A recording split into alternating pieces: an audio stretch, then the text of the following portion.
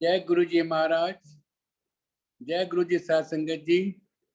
शुक्राना गुरु जी महाराज का multilingual zoom platform की तरफ से आप सबका बहुत स्वागत है। आज हमारे बीच में आदरणीय अविनाश मोदी अंकल सत्संग शेयरिंग के लिए आए हुए हैं। अविनाश अंकल, आपका गुरु परिवार की तरफ से बहुत बहुत स्वागत है। Over to you Avinash uncle. शुक्राना गुरु जी महाराज, बहुत बहुत शुक्राना। शुक्राना गुरु जी महाराज। जय गुरु जी, जय गुरु जी अविनाश मोदी अंकल। जय गुरु जी, जय गुरु। धन गुरु परिवार के धन भाग्य, आपको दर्शन दोबारा बहुत जल्दी हो गए और दर्शन आपके होते रहे बराबर। बहुत बहुत धन्यवाद आपका। मोदी अंकल, आपका बहुत बहुत स्वागत है।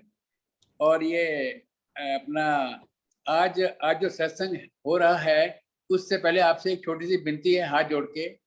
एक वचन कहा गया है कि गुरु जी के वचनों पर हमें आपस में तर्क वितर्क नहीं करना मना है।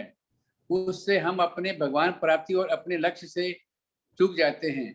थोड़ा सा इसके बारे में प्रकाश डाल दीजिए प्लीज। शुक्राना गुरु जी महाराज, बहुत बहुत शुक्राना। शुक्राना पार ब्रह्म परमेश्वर निरंकार अकाल पुरुष सदगुरु, आपका बहुत बहुत शुक्राना। आपको कोटि कोटि वंदन दंडावत प्रणाम। शुक्राना साध संगत जी, शुक्राना समस्त ब्रह्मांड, शुक्राना मल्टीलिंगुअल ग्रुप सुरेश वासन जी और उनकी पूरी टीम को। तर्क वितर्क, गुरु जी के वचनों पर तर्क वितर्क हमें किसी को भी बिल्कुल नहीं करना चाहिए, बिल्कुल नहीं करना चाहिए, वरना हम गुरु महाराज जी के चरणों से दूर हो जाएंगे, बहुत दूर चले जाएंगे। जो बड़ी कृपा, बड़े हमारे कई जन्मों के पुण्य प्रताप से हम गुरु महाराज के पास पहुंचे हैं, तर्क वितर्क से हम उनके चरणों से हट जाएंगे। जैसे जब हमें हमारी शरण, हम गुरु महाराज की शरण में आ जाते हैं तो हमारा सारा काम, छोटे से छोटा बड़े से बड़ा, सब गुरु महाराज करते हैं। हम उनके छोटे बच्चे हैं। हमें गुरु महाराज जी के कमांड में और विश में रहना है। जैसे गुरु महाराज जी ने एक मंत्र दिया, ओम नमः शिवाय शिवजी सदा सहाय, तो और उन्होंने कहा माला से नहीं करना, तो हमें किसी से भी तर्क वितर्क नहीं करना है कि गुरु महाराज ने माला से क्यों मना किया, गुरु महाराज ने ये मंत्र क्यों दिया, गुरु महाराज ने और कोई मंत्र क्यों नहीं दिया। तो यदि हम अपने मन से भी तर्क वितर्क करते हैं या किसी भी संगत से या किसी बाहर वाले से करते हैं तो बिल्कुल गलत है। जो गुरु महाराज ने कह दिया वो पत्थर की लकीर है, हमें वही पालन करना है।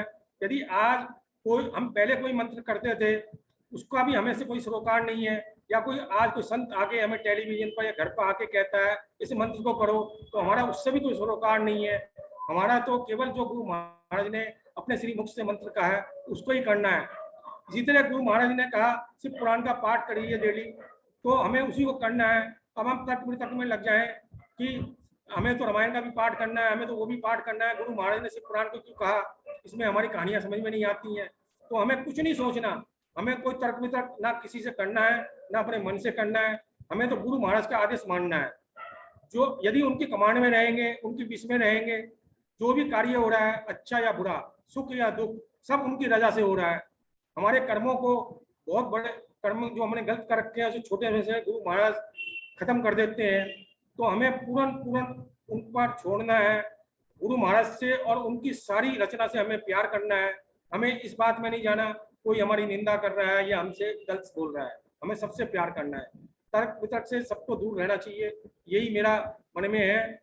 और पूर्ण सरेंडर, पूर्ण विश्वास, जैसे हम अपने माँ बाप पर करते हैं ऐसे गुरु महाराज पर करें। शुक्राना गुरु जी। बहुत बहुत सुंदर व्याख्या आपने की है, बहुत बहुत धन्यवाद मोदी अंकल। प्लीज अपना सत्संग शेयर करें। शुक्राना गुरु जी महाराज, बहुत बहुत शुक्राना गुरु जी महाराज। शिव पुराण के 149 पेज में गीता प्रेस में लिखा हुआ है कि सबसे पहले जब ब्रह्मा जी ने सृष्टि की रचना आरंभ करी तो उनसे सृष्टि की रचना नहीं हुई।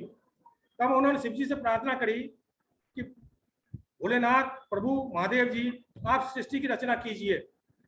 और तब शिव जी ने रुद्रगणों की सृष्टि कर दी। तो ब्रह्मा जी ने कहा, प्रभु मैं तो उन जीवों की रचना चाहता हूं जो आवागमन के चक्कर में रहे और ऐसी नहीं चाहता।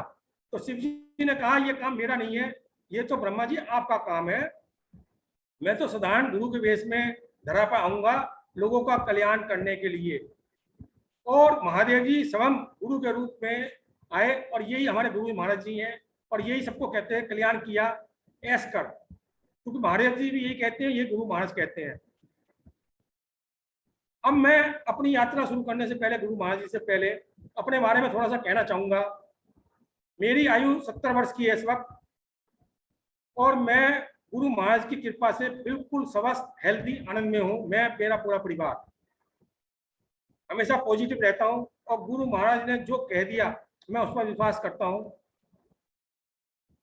मैं मोदी नगर का रहने वाला हूँ। मेरा एक रेजिडेंस मोदी नगर में, एक दिल्ली में है, द्वारका में। अभी 21 मार्च को कोविड की वजह से हम मोदी नगर आ गए थे। जब से हम मोदी नगर ही हैं। अब स्कूल खुल रहे हैं, शायद हम फिर जब स्कूल खुल जाएंगे ग्रांड सन के, तो अगले महीने हमारा फिर से दिल्ली जाने का प्रोग्राम है। गुरु महाराज की कृपा से मैं बचपन से ही बहुत धार्मिक रहा हूँ, और बचपन से बहुत धार्मिक किताबें पढ़ता था। और ध्रुव की, प्रहलाद की जब मैं किताबें पढ़ता था तो मेरे मन में भी भगवान की गोदी में बैठने का मन करता था। और मुझे सीताराम लक्ष्मण जी के भी साक्षात दर्शन हुए एक बार, जब मैं बहुत छोटा था। लेकिन मैंने अपनी माता जी को आवाज दी तो वो चले गए। और बचपन में जो बात मैं कहता था वो पूर्ण होती थी। और जैसे जैसे मैं बड़ा होता गया तो 2-2.5 घंटे 3 घंटे की मैं पूजा करता था, और व्रत बहुत रखता था। हफ्ते में 3-3 4-4 व्रत रखता था मैं। सब हाथों में अंगूठियां पहनता था। कई ज्योतिषियों के पास जाता था। होशियारपुर में गया, जिसके पास दिलीप कुमार साहब फिल्म एक्टर थोड़े दिन पहले गए थे।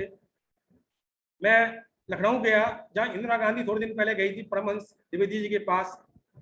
इस तरह में बम्बई क्या, लखनऊ क्या, कानपुर क्या, नेपाल क्या, मैं सब जगह ज्योतिषियों से, बड़े बड़े से मिलता था। और जो उस जमाने में 1-1 लाख रुपए भी मांगते थे, ऐसे ज्योतिषी के पास भी गया, और सब कुछ सच बताते थे वो, लेकिन उनका फ्यूचर गलत होता था। और मेरे यहाँ मोदी नगर में बहुत अनुष्ठान होते थे। 5-5 7-7 पंडित कभी बनारस से आ रहे हैं, कभी लक्ष्मी नारायण नाम मंदिर मोदी नगर से आ रहे हैं, कभी संस्कृत विद्यालय मोदी नगर से प्रिंसिपल साहब और उनके सब शिष्य आते थे। तो कभी रुद्राभिषेक हो रहा है, कभी हनुमान चालीसा का पाठ हो रहा है, कभी सुंदरकांड का पाठ हो रहा है, कभी देवी के जागरण हो रहे हैं। मैं एक देवी के जागरण मंडल से भी जुड़ा 10 साल, निष्काम मंडल, जहाँ फूल चढ़ते थे, दिल्ली जाता था हर हफ्ते। माँ भगवती की मेरे पर बड़ी कृपा रही, बहुत कृपा। और मेरा इतना विश्वास था, मेरा कोई भी काम छोटे से छोटा, बड़े से बड़ा रुकता नहीं था। और कोई मुझे तंग करता था तो माँ भगवती उन्हें दंड देती थी, और मैं माँ से प्रार्थना करता था कि माँ उसको बख्श दो। और कोई मरने वाला था, किसी की शादी नहीं हो रही, और मैंने माँ से कह दिया, माँ उसको जीवन दान दो, डॉक्टर का मैं नहीं जानता, बस जीवन दान दे दो। तो माँ उसको जीवन दान दे देती थी। और किसी की शादी नहीं हो रही तो उसको मैं कहता माँ उसको करो। लेकिन मैं उनसे ये कहता था, माँ के लिए आप क्या करोगे, कोई जागरण या चौकी आपको करनी पड़ेगी 1 साल के अंदर अंदर। तो माँ की कृपा से फिर मेरे दिमाग में माँ भगवती के साक्षात दर्शनों की इच्छा थी। काम तो मेरे सारे होते थे, लेकिन मुझे माँ भगवती के साक्षात दर्शन नहीं हुए। तो मैंने कहा, माँ काम तो आप सारे करती हैं, लेकिन आपके साक्षात दर्शन की मेरी इच्छा है, जो बचपन से मेरी है। तो मुझे ऐसी थॉट आई कि जब तक तू गुरु नहीं बनाएगा तो ये दर्शन नहीं मिलने के। तो मैं गुरु की तलाश में मैंने घूमना शुरू किया। तो मेरे 8-10 गुरु बने, लेकिन मेरी किसी में श्रद्धा नहीं हुई। ओराम देव योग के गुरु बने, राघव ऋषि बनारस के गुरु बने, ब्रह्म ऋषि कुमार स्वामी जो लक्ष्मी नारायण धाम के हैं ये बने, इस तरह कई सारे गुरु बने, इस्कॉन के मंदिर के गुणे, मतलब 8-10 गुरु बने मेरे, लेकिन मेरी किसी में श्रद्धा पैदा नहीं हुई। और मैं सब में दोष निकालता था। और वहाँ पैसे बहुत छुड़ाए जाते थे, 1-1 लाख रुपए मेरे कई जगह खर्च भी हुए। तो मेरी श्रद्धा नहीं होती थी, मैं बड़े क्वेश्चन किया करता था। किसी गुरु के कहने पर मैं सिंगापुर भी गया उनके यहाँ, मैं, मेरी मिसिज, और मैंने खड़े होकर कहा, मेरी आप में श्रद्धा नहीं है। उन्होंने कहा विश्वास हो जाएगा, लेकिन मैं माफी चाहता हूँ, मुझे सब जगह ठगाई लगती थी। तो क्योंकि मैं रोज गुरु बदलता रहता था, तो मैं सब रिश्तेदारों में, दोस्तों में बदनाम हो गया था, ये तो रोज गुरु में बदलता रहता है। तो 3 अगस्त 2015 को मेरा जन्मदिन था, और उस जन्मदिन में मेरा ऑर्डिनरी फोन था, वो खराब हो गया। मेरी मिसेज ने, बेटे ने मुझे स्मार्टफोन भेंट किया, और उसके अंदर मैंने पूर्ण सदगुरु डाला, और ये गुरु महाराज जी का उसमें स्वरूप आ गया। तो जो ये गुरु महाराज का स्वरूप आया, तो मुझे ये अच्छा नहीं लगा उस वक्त। अब मुझे लगा ये फिरोज खान डॉन जैसी शक्ल है, इन्हें हटाओ। मेरा बेटा बोला कि पापा जी आप तो रोज नए गुरु की तलाश में रहते हैं, फिर तंग करते हो, अब यही रहेंगे, हम नहीं हटाते। मुझे वो फोन ऑपरेट करना नहीं आता था, कैसे पिन दबी और कैसे गुरु महाराज जी आ गए। अब ये गुरु महाराज जी 3 अगस्त 2015 से 18 अगस्त 2015 तक उस मोबाइल फोन में रहे और मैं उछलता था आगे आगे आगे।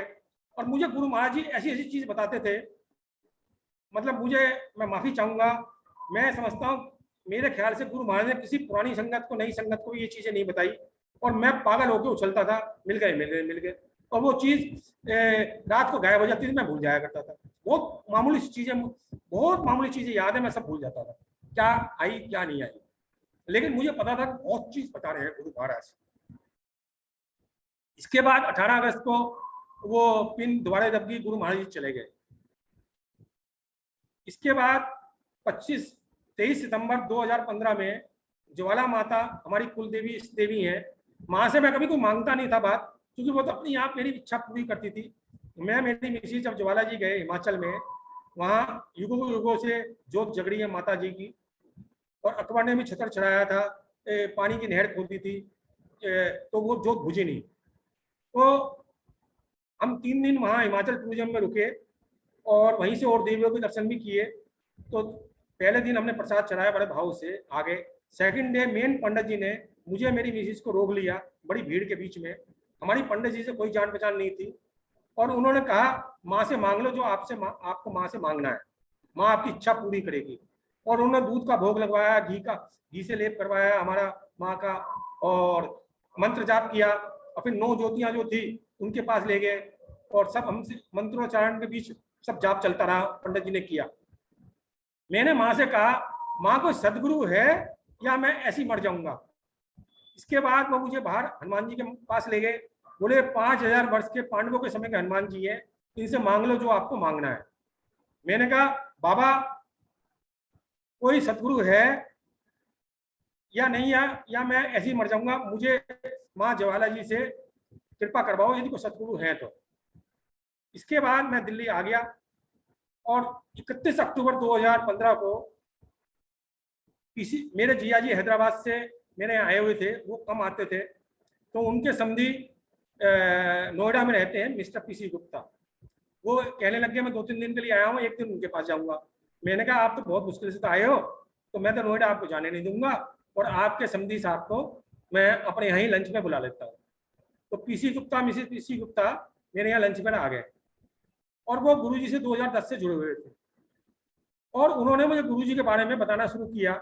5 घंटे तक मेरी उनसे बड़ी बहस हुई, PC Gupta, Mrs PC Gupta से। उन्होंने कहा उनकी लड़की अमेरिका में समुद्र में डूब गई थी राफ्टिंग करते हुए, और गुरुजी ने तख्ता फेंका और वो बच गई, और उनको हार्ट का ऑपरेशन होना था, वो हॉस्पिटल में भर्ती थे 2010 में, और गुरुजी एक डॉक्टर के वेश में आए, सफेद चोला पहन के डॉक्टर का, और उनका भग जा, और जब से अब तक उनकी पंपिंग कम होती है, आज देख लो 11 साल हो गए हैं, वो अभी तक ठीक है, जबकि ठीक नहीं होने चाहिए, लेकिन वो ठीक है, उनकी गाड़ी चल रही है। ऐसी उनकी मिसेज को ठीक किया, ऐसे उन्होंने बड़े बड़े मुझे सत्संग सुनाए। तो मैंने कहा कि भागवत में लिखा है कि 4,34,000 कलिक का अवतार होगा, तो भगवान तो वो है, ये भगवान कैसे हो सकते हैं। तो उन्होंने कहा भगवान के लिए कोई नियम कोई है, भगवान तो नियम भी बदल सकते हैं, सब कुछ कर सकते हैं। तो 4 घंटे बाद फिर मैंने कहा कि अच्छा कोई ना कोई तो है, ये शक्ति तो है, तो इनसे जुड़ूंगा मैं कैसे। तो बोला बड़े मंदिर है, तो मैंने कहा 33 किलोमीटर है द्वारका से, तो यहाँ जाऊंगा कैसे। तो गाड़ी में 2-4 किलोमीटर ही चलाता था, दूर नहीं चलाता था। इसके बाद 1 नवंबर को संडे था, मैंने उनसे पूछा कि मैं वहाँ मंदिर तो नहीं आ पाऊंगा शायद, तो कोई जरिया है। तो उनका सत्संग होते हैं गुरु महाराज के। अब द्वारका में कमांडर साहब का, इन्होंने महेंद्र का मुझे नंबर दिया, बोला आप इनसे बात करो, गुरु जी की पुरानी संगत भी है। मैंने कमांडर अंकल को 1 नवंबर 2015 को फोन किया, और उन्होंने मुझे, कपूर अंकल है संजय कपूर, बोला उनके हर महीने सत्संग होता है, उनके यहाँ 2 नवंबर को पहला सत्संग है, आप वहां जाओ। तो मेरी मिसिस से मैंने कहा, वो बिल्कुल जुड़ी हुई नहीं थी, बोली कि आप तो जिस गुरु के पास कहते हो, जिद पकड़ते हो, मैं यहाँ नहीं जाने की है बिल्कुल भी। अब जो पहले गुरु चल रहे हैं हमारे धर्मसी कुमार स्वामी, मैं तो उनके पास ही जाऊंगी। मैंने बहुत समझाया, वो नहीं गई। अच्छा, मेरे पास एक कुर्सी थी बैठने की, मैं वो लेके चला गया, क्योंकि मैं चेयर में बैठता था, तो मेरे कमर में थोड़ा दर्द रहता था उन दिनों। तो मैं जब वहां गया तो सत्संग चालू हुआ तो मुझे बहुत अच्छा लगा।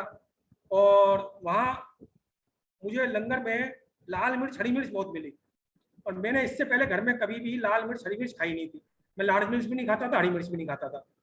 तो मुझे लंगर खाने में बड़ी दिक्कत आई, सूसू करके मैंने लंगर खाया और फिर भी मेरे से पूरा नहीं खाया गया। तो वहाँ मैंने सेवादार से पूछा, क्या मैं जो बाकी लंगर बच गया है सब्जी प्रसाद, ये क्या मैं अपने घर पर ले जा सकता हूँ? तो उन्होंने कहा ले जा सकते हो। तो उन्होंने एक नई रोटी मुझे दे दी, रैप करके, और सब्जी प्रसाद रैप करके दे दिया। और मैं घर पर 10 बजे आया तो मैंने अपनी मिसिस से कहा कि वो सो रही थी कि ये प्रसाद ले लो, उसने मना कर दिया मैं बिल्कुल ले लो। तो मैंने कहा इससे पहले हम कई कई जगह सत्संग में गए हैं, कई गुरुओं के पास गए हैं, दीप माँ के मंदिर में भी गए हैं, किशन जी के मंदिर में भी गए हैं, तो प्रसाद समझ के खा लो। मैंने कहा भाग्यवान हो तुम, ऐसा तो मत करो भाई, मैं मान रहा हूँ तो इससे क्या हो गया, है तो धार्मिक स्थान ही। तो बड़ी जी जुड़े करके उसने वो बाकी प्रसाद खा लिया। अच्छा, गुरु महाराज से मैं जब जुड़ा तो मैं किसी दुख के लिए या किसी बीमारी के लिए नहीं मिला, मैं तो भगवान की प्राप्ति करने के लिए गुरु महाराज के पास गया। कैसे गुरु महाराज के दर्शन होंगे? साक्षात भगवती माँ के कैसे दर्शन होंगे? तो गुरु महाराज ने कृपा लेकिन मेरे पास शुरू से कर दी। जब मैं उस सत्संग में गया तो मेरे पास पिछले 20 साल से 15 दिन के लिए 20 दिन के लिए माउथ अल्सर होता था, और मैं बड़ी विटामिन की और दुनिया भर की गोलियां लेता था, तो मेरे ठीक नहीं होता था। तो पहले सत्संग में ही गुरु महाराज ने वो हरी मिर्च लाल मिर्च खिला के मेरा माउथ अल्सर ठीक कर दिया। उस दिन भी मेरा माउथ अल्सर था, और मैंने अगले दिन देखा तो माउथ अल्सर नहीं मिले। और जब कभी भी उसके बाद मुझे माउथ अल्सर हुआ और मैं किसी सत्संग में गया तो मैं देखता था मेरी थाली में लाल हरी मिर्च भी होती थी, दूसरों की लंगर की थाली में नहीं देखता था मैं, और फिर मेरे माउथ अल्सर खत्म हो जाता था। तो सबसे पहले तो गुरु जी ने मेरा माउथ अल्सर ठीक किया। इसके बाद 4 जनवरी 2016 को मैं हर महीने फिर संजय कपूर के सत्संग में जाने लग गया। नवंबर में गया, दिसंबर में गया, फिर जनवरी में गया। तो जब जनवरी में गया तो मैं आया वहां से सत्संग से, मेरी मिसेज जुड़ी नहीं थी जब तक। तो मैं सत्संग से आया तो मैंने गुरु महाराज जी से रात को सोते हुए कहा, गुरु महाराज ये मुझे तो भगवान की जरूरत है, मुझे है नहीं, मेरी तो माँ भगवती की कृपा से सारे काम होते हैं, मुझे सदगुरु की जरूरत है, तो आप हैं कौन? तो 3 बजे गुरु महाराज जी मेरे पास आ गए और गुरु जी महाराज ने मुझे दर्शन दिए। 10 सेकंड के लिए गणेश जी के रूप में, 10 सेकंड के लिए भगवती माँ के रूप में, 10 सेकंड के लिए शिव शंकर के रूप में, 10 सेकंड के लिए गंगा माँ बह रही है उसमें, और 10 सेकंड के लिए 3 मुंह वाले गुरु जी में। और गुरु जी ने मुझे अंग्रेजी में बोला, ऑल इन वन मैं हूँ, ऑल इन वन मैं हूँ। तो इसके बाद वही 6-7-10 सेकंड के दर्शन हुए और गुरु जी चले गए। तो अच्छा, इससे पहले गुरु जी मुझे गद्दी में सफेद चोला पहने हुए दिखाई दिए। जो दरबार था जहाँ से मैं आया था उसमें गद्दी के आगे खड़े थे गुरु जी, सफेद चोला पहने हुए। इसके बाद गुरु जी चले गए। इसके बाद मैंने जब तक मेरी मिसेज जुड़ी नहीं थी, जब तक मैंने मंदिर जाने की बड़ी कोशिश करी, और मतलब 2 नवंबर 2015 से मेरी मिसेज 21 फरवरी को जुड़ी। इससे पहले मैंने बड़ी कोशिश करी, तो 11-11:30 बजे मैं बेटे से कहता था मेरी उबर कैब बुक करवा दे बेटे मंदिर जाने के लिए। अब वो कहता था पापा मैं मेट्रो से जाने नहीं दूंगा, आप उबर कैब से जाओगे। अच्छा, उन दिनों 2-3 गुना किराया बढ़ जाता था 2015 में, जब केजरीवाल सरकार ने कुछ ऐसा किया था कि टाइम के हिसाब से कुछ किराया बढ़ जाएगा। तो 11-11:30 बजे 2-3 गुना किराया बढ़ जाता था। तो मैं अपने बेटे से मना कर देता था, यार सिंगल किराए में भेज दे, या थोड़ा बहुत ज्यादा तो भेज दे, 2-3 गुना किराए में नहीं जाना मुझे मंदिर। तो मैं मंदिर नहीं जा पाया। और जब मैंने 20-21 दिसंबर को अपनी मिसेज से कहा, मैंने कहा, मैंने बड़ी उससे रिक्वेस्ट करी, उसकी चापलूसी करी, मैंने कहा भाग्यवान तुम चलो मंदिर, मैं मंदिर नहीं जा पा रहा हूँ। और तो बोले आपके तुम्हें बड़ा ऐब है, बड़ी कमी है, आप तो जिद पकड़ते हो कि गुरु बनाओ गुरु बनाओ। मैं गुरु नहीं बना लेंगे। मैंने कहा मैं बिल्कुल जिद नहीं करने का आपसे, आप चलो, ये समझो कि आपका पति जा रहा है तो पति का साथ देने के लिए चलो, एक दोस्त बन के, एक हमसफर बन के। बोला ये पक्का वायदा कि आप गुरु के लिए जिद नहीं? मैंने कहा बिल्कुल नहीं करूँगा। और जब मैंने उसकी बहुत तारीफें करी तो वो चलने को तैयार हो गए। अब गुरु जी की लीला देखिए, गुरु जी ने मुझे पहले अपने आप अकेले नहीं बुलाना था मंदिर में, और जैसी मिसेज तैयार हुई उबर कैब सिंगल फेयर में मिल गई हमें 11-11:30 बजे। अब के किराया 2 गुना 2.5 गुना हुआ ही नहीं। हम दोनों मंदिर पहुंच गए। इसके बाद गुरु पहली बार में गुरु जी को इसको मंदिर में मेरी मिसेज को बहुत अच्छा लगा और बड़ा खिंचाव नजर आया गुरु जी का, और कहने लगी मैं तो इस मंदिर में आया करूंगी। इसके बाद हम 3-4 बार मंदिर गए, और इसके बाद गुरु जी क्या कृपा करते हैं, 21 फरवरी 2016 को गुरु जी उबर की कैब, मेरा बेटा कार का माई कार हेल्पलाइन.com का उसका वेब पोर्टल है, कार के बारे में आर्टिकल लिखता है, तो उसे उबर कैब की फैसिलिटी मिलती है, फ्री कैब, अनलिमिटेड ड्राइव, 700 की, 300 की, 200 की, 500 की, चाहे दिन में 10 ड्राइव करो आप। तो मैंने कहा इससे बढ़िया क्या है, तो मैं और मेरी मिसेज मंदिर जाना शुरू कर दिया हमने। सोमवार को हम मंदिर जाने लग गए और उबर कैब में जाते थे, हमारा कोई खर्चा ही नहीं होता था। और इसके बाद 2 महीने बाद वो उबर कैब की फैसिलिटी बंद हो गई। तो एक अंकल हमें मिले, उनके साथ हमारा जाना शुरू हो गया। 7 महीने हम उनके साथ गए, फिर उनकी स्कूल में सर्विस लग गई, उनके साथ जाना बंद हो गया। फिर एक अंकल और मिले, अब गुरु महाराज हमारी परीक्षा लेने लग गए। वो अंकल हम मुझे कहते मैं आ रहा हूँ 5 मिनट में, वो 45 मिनट लेट आते थे, और हम इंतजार करते रहते। मैं मिसिस हम अपने फ्लैट से निकल के नीचे आ जाते थे, वो आते नहीं थे, हर बार वो लेट करते थे। तो हमने कहा जैसे गुरु महाराज की इच्छा, हम उनसे कहते थे अंकल टाइम पर तो आओ आप, कह के 2 मिनट का रास्ता था उनका घर से हमारे पास आने में 5 मिनट का, लेकिन 45 मिनट हमें इंतजार करनी पड़ती थी। तो उनके साथ हम 9-10 महीने हम उनके साथ गए। फिर क्या होती है लीला गुरु जी की, एक बार वो कहते हैं मैं 1 अप्रैल 2017 में कि मैं आप अब के नहीं जा पाऊंगा, और अगली बार बैसाखी में भी नहीं जा पाऊंगा। तो मैंने कई संगत से पूछा, मैं 6:40 को मंदिर जाया करता था, तो उन्होंने कहा हमारा आपके साथ नहीं बनने का। तो एक द्वारका में एक बहुत बड़ा सत्संग था, उसमें 700 संगत आई थी। तो वहां गुरु महाराज ने मुझे एक आंटी के बारे में छोड़ दी, तो इससे बात कर।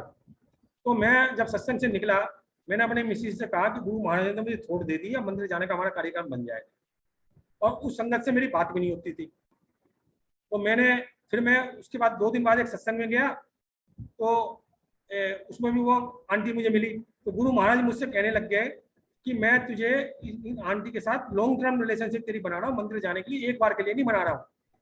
तो उस आंटी के साथ गुरु महाराज ने मुझे 2017 अप्रैल से लेके 2020 मार्च तक भेजा, मतलब 3 साल तक गुरु महाराज ने उनके साथ बराबर हमें भेजते रहे मंडे को।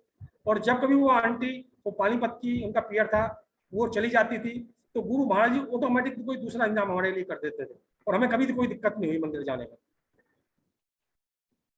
और इससे पहले एक और लीला गुरु महाराज ने करी कि 7 फरवरी 2016 को मैंने अपनी मिसेज से कहा पीसी गुप्ता जी क्या चलते हैं मिलने के लिए नोएडा। बोली मैं तो वहां नहीं जाने की। तो गुरु महाराज मुझसे कहने कि तू मंदिर आ जा, आने का काम तेरा, भेजने का काम मेरा। मैंने अपनी मिसेज से कहा गुरु महाराज ऐसा कह रहे हैं, तुम्हें विश्वास है? और मैंने कहा मान लो बात सही नहीं हुई तो मेट्रो से भी आना पड़ सकता है।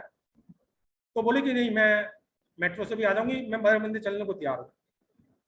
तो मैंने अपने बेटे से कहा, बेटा नाराज हो गया, बोला अपने बेटे गगन से कहा, बोल रहा हूँ गुरु महाराज भगवान आपसे ऐसा कहेंगे, आने का काम तेरा, भेजने का काम मेरा। बोला भगवान ऐसे बात नहीं करते, आप हमेशा ऐसी सोचते रहते हो गलत सल। और मैंने कहा भाई तेरे समझ में नहीं आएगी बेटा, तू मानता तो है नहीं, ऐसी होता है। तो मैंने कहा मैं बैलगाड़ी में आ जाऊंगा, पैदल आ जाऊंगा, मैं जाऊंगा जरूर। मैं जिद करके मैं मेरी मिसिस मंदिर चले गए। लंगर वाला दिन था, संडे का दिन था। जब हम निकल के आए मंदिर से तो बहुत संगत थी, बहुत ज्यादा संगत थी। और हमें मेरा बेटा फोन करता रहा और वो फोन मैं उठा नहीं पाया, और उसने कोई कैब बुक करी हो गई, वो इतनी देर में कैंसिल हो गई। तो मैं ग्रामीण सेवा में बैठ गया। मैं मिसिस जब हम बाहर आए तो हमें पता लगा कि वो तो शनि धाम तक जाएगी। तो मैंने सेवादार से पूछा कि हमें तो मेट्रो तक जाना है। तो बोले मेट्रो तक तो ये नहीं जाएगी, आप मंदिर दोबारा जाइए और वहाँ आपको छोटा टेम्पो मिलेगा 3 वाला, उसमें बैठिए आप। तो हम मंदिर वापस चले गए। अब संगत बहुत होने से हमें वो टेम्पो नहीं मिला छोटा भी, और कोई गाड़ी में हमें बिठाने नहीं दे रहा, सब गाड़ियाँ फुल आ रही थी। तो एक गाड़ी में 3 संगत पीछे बैठी हुई थी और एक ड्राइवर सीट पर बैठे हुए थे अंकल। तो मैं जबरदस्ती आगे बैठ गया और मैंने उन अंकल से रिक्वेस्ट करी कि मेरी मिसेज के पीछे और बैठे। तो तो बोले अंकल जगह तो है नहीं। मैंने कहा अंकल मुझे आप मेट्रो तक छोड़ देना, हमें कोई जगह नहीं मिल रही है, हम तो ओल्ड एज के हैं। तो उन्होंने बिठा दिया। तो इस बीच में मेरे बेटे से बात हुई, बोला जी अब कोई कैब वैब नहीं मिल रही है, आप मेट्रो में उतर जाना। तो मैंने कहा ठीक है। बोला मेट्रो से मिल जाएगी कैब, या मेट्रो से आ जाना। तो मैंने उन अंकल से पूछा, अंकल आपको कहाँ तक जाना है? बोले अंकल मैं तो द्वारका मोड़ तक जा रहा हूँ। तो मैंने कहा आप द्वारका मोड़ तक जा रहे हैं तो कृपा करके हमें द्वारका मोड़ छोड़ देना, वहां से तो कैब हमें आराम से मिल जाएगी। बोले ठीक है जी। उनका नाम अनूप वर्मा था, वो यंग एज के बच्चे थे। तो हम उनके साथ आए। तो जब द्वारका आ गया तो मैंने कहा बेटे आप किधर से निकल रहे हो? तो बोला मैं तो राजापुरी चौक से निकल रहा हूँ। तो उन्होंने मेरे से पूछा आप कहाँ रहते हो? मैंने कहा हम तो आशीर्वाद चौक के पास रहते हैं। तो उन्होंने कहा मैं उधर से निकलता हूँ आशीर्वाद चौक से। वो आशीर्वाद चौक पर ले आए गाड़ी अपनी। फिर उन्होंने कहा अंकल आप रहते कहाँ हो? मैंने कहा हमें यहीं उतार दो अंकल, आपने पहले ही आपको हमने बहुत तंग किया, तकलीफ दी है, अब हमें अब यहाँ उतार दो। बोला ना आप अपना घर बताइए। तो उन्होंने हमारी सोसाइटी के गेट पर, गोल्ड क्राफ्ट सोसाइटी के गेट पर छोड़ा। तो गुरु महाराज ने जैसा कहा था आने का काम तेरा भेजने का काम मेरा, तो बिल्कुल गुरु महाराज ने वही वायदा पूरा किया, हमें गेट पर छोड़ा। अब गुरु महाराज की कृपा, गुरु महाराज ने इतनी कृपा करी। जैसे अब लॉकडाउन शुरू हुआ है, हम 2020 से 2-3 सत्संग में गए हैं, और गुरु महाराज ने 4.5 साल में फरवरी 2015 नवंबर 2015 से लेके मार्च 2020 तक मेरे और मेरी मिसिस द्वारा 550-600 सत्संग अटेंड करवाए।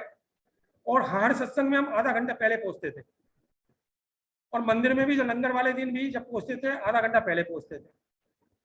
तो गुरु महाराज की इतनी कृपा। एक बार एक सत्संग था 12:30 बजे सुमन आंटी के यहाँ, और उन्होंने 10 बजे हमें खबर करी कि 12:30 बजे सत्संग है। हम बड़े मंदिर गए हुए थे इस दिन, तो हमें मंदिर से आने में भीड़ बहुत थी, तो हमें पहुंचने में उनके यहाँ 1 बज गया। 1 बज गया तो 2 सप्तवाणी निकल चुकी थी। तो गुरु महाराज जी का प्यार देखिए कि समाप्ति के बाद 2 जो वाणी निकल चुकी थी वो अपने आप चल गई, वो आंटी को भी नहीं पता। क्योंकि गुरु महाराज हर सत्संग में आधा घंटा पहले बुलाते थे, हमारी उस दिन गलती नहीं थी, तो हमें वो शब्द भी गुरु महाराज ने सुनवाए। इसी तरह 2 मई या 4 मई 2016 को मैं सत्संग से आया।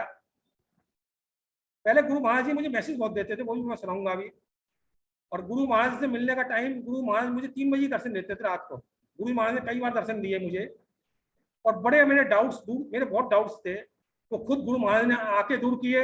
या ज्योतिका आंटी या सुखमणि भोर से लंबे लंबे व्हाट्सएप पर मैसेज, लंबे मतलब 15 दिन तक कोरेस्पोंडेंस करवाई उनसे, बहुत लंबे मैसेज भिजवाए गुरु जी ने, और मेरे बहुत सारे डाउट्स दूर किए। और खुद गुरु महाराज ने आके मेरे से पंजाबी में भी बात करी, बड़ी मीठी आवाज थी, मैं पहचान नहीं पाता था। तो बड़ी कृपा गुरु महाराज की। और उसके बाद गुरु महाराज ने मुझे आदेश दिया 3 बजे कि तू शिव पुराण बांट गीता प्रेस गोरखपुर की, और देनी उसी को है जो तेरे घर पर आके लेगा, और उसको लाल या पीले कपड़े में रैप करने के लिए बोलना है। तो और गुरु महाराज आके मुझे बताते थे कि ये संगत लेगी, ये संगत नहीं लेगी, चाहे वो कई बार पूछ ले तो कोई संगत नहीं लेगी। तो एक कल्याण करो ग्रुप की एडमिन थी, वहाँ जीके एनक्लेव में रहती थी। तो उसके बारे में गुरुजी ने, उन्होंने मुझे कहा जी मुझे अंकल आप, मैंने कहा आप तो किताब नहीं पढ़ती, ये वो 4 साल से 5 साल से गुरुजी की संगत थी। बोले नहीं पढ़ती। तो मैंने कहा आप किताब गीता प्रेस की लीजिए। तो उन्होंने कहा मुझे आप कोरियर कर दीजिएगा। तो मेरा बेटा बोला कोरियर कर दो जब आपको आदेश है। मैंने कहा मुझे कोरियर करने का आदेश नहीं दिया, गुरुजी ने कहा घर पर आकर देने का। तो मैंने गुरुजी से पूछा गुरुजी आपने घर पर आने के लिए क्यों कहा? तो गुरुजी बोले शिव पुराण है, महाशिव पुराण, ये जो आएगा उसको भी ब्लेसिंग मिलनी है, तुझे भी ब्लेसिंग मिलनी है, तुझे कोई पैसे नहीं लेने, और जो आएगा उस पर डेप्थ चढ़ेगा। तो तुमने यदि कोरियर से भेज दी या वैसे भेज दी तो उस पर कर्जा चढ़ जाएगा। उसे आके जब वो आके लेगा तो वो चल के आएगा ना, तो उसका भी कर्म कट जाएंगे और तुम्हारे भी कर्म कटेंगे, तो उसको तुम्हें ऐसे देनी है। तो फिर मैंने किसी को कोरियर से नहीं भेजी, और बहुत सी संगत लेगी। तो जिन संगत को 4-4 साल 5-5 साल तक फ्रेगनेंस नहीं आई थी, उनको भी मेरे घर पर फ्रेगनेंस आई, और हमें भी आती थी, मुझे मेरी मिसिस को, और उन संगत को भी आती। 2-3 को छोड़ के सब संगत को फ्रेगनेंस आई थी। बहुत संगत को गुरु जी महाराज ने दिलवाई। और कभी कभी मैं शुरू में बहुत सी संगत से जिद करता था, शिव पुराण लो लो लो। तो एक बार गुरु महाराज ने मुझे बहुत जोर से डांट मारी कि तू बार बार रिक्वेस्ट क्यों करता है शिव पुराण देने के लिए, एक बार बोलना है, ये महाशिव पुराण है, इसके लिए बार बार नहीं कहना कि लो लो लो। और एक संगत थी रुचि आंटी, वो एक बार जीके मंदिर में गई थी 4-5 साल पहले, तो उनको शिव पुराण वहां मिल रही थी, उनको पहले कहा दर्शन करो उसके बाद मिलेगी, जब तक बट खत्म हो गई थी। तो उनके लिए मुझे गुरु महाराज ने कहा इनको शिव पुराण दो। उनके गुलशन जी पति थे, मेरे पास इन आंटी का नंबर नहीं था, वो मुझे एक सत्संग में मिली थी, उन्होंने कहा मुझे शिव पुराण चाहिए अंकल। तो जैसे मैं एक बार पूछ रहा था तो गुलशन अंकल मुझे उनका नंबर नहीं दे रहे थे, मैंने गुलशन अंकल को कहा कि वो शिव पुराण के लिए आ जाए, वो आ नहीं रही थी। तो गुरु जी कह नहीं इनसे पूछ इनसे पूछ इनसे पूछ, इनके लिए गुरु महाराज मुझे बार बार कह रहे थे। तो फिर मैंने बड़ी मुश्किल से उन्होंने नंबर दिया, तो वो आंटी मेरे घर पर आई और उन्होंने मुझे अपना सत्संग सुनाया, कैसे गुरु जी ने आपसे मुझे शिव पुराण दिलवानी थी और वहां से नहीं मिली। इसी तरह गुरु जी ने, जब मुझे बाद में पता लगा जिनको मैं शिव पुराण दे रहा था उनको जीवन भर पढ़ने के लिए गुरु जी ने कहा था, और वो वचन भरते थे गुरु जी के पास रूप में कि हम जीवन भर पढ़ेंगे या पढ़ेंगे, लेकिन वो पढ़ते नहीं थे, या तो एक बार भी नहीं पढ़ते थे और या एक बार पढ़ने के बाद छोड़ देते थे। तो मुझे बड़ा बुरा लगा और मैंने कहा गुरु जी के वचनों का पालन नहीं है। और मैं बड़े मंदिर गया और मैंने गुरु जी से प्रार्थना करी, गुरु जी ये तो आपके वचनों का पालन नहीं हो रहा है, उस संगत से भी गलत हो रहा है और मुझे भी गलत लग रहा है, तो अब मैं आगे शिव पुराण की सेवा नहीं करना चाहता हूँ, मुझे माफ कर दीजिएगा। उसके बाद भी गुरु जी ने कुछ संगत के लिए 4-5 संगत के लिए मुझसे कहा कि इसको शिव पुराण देनी है। एक सत्संग में मैं गया और उनके पास शिव पुराण थी और वो पढ़ती नहीं थी।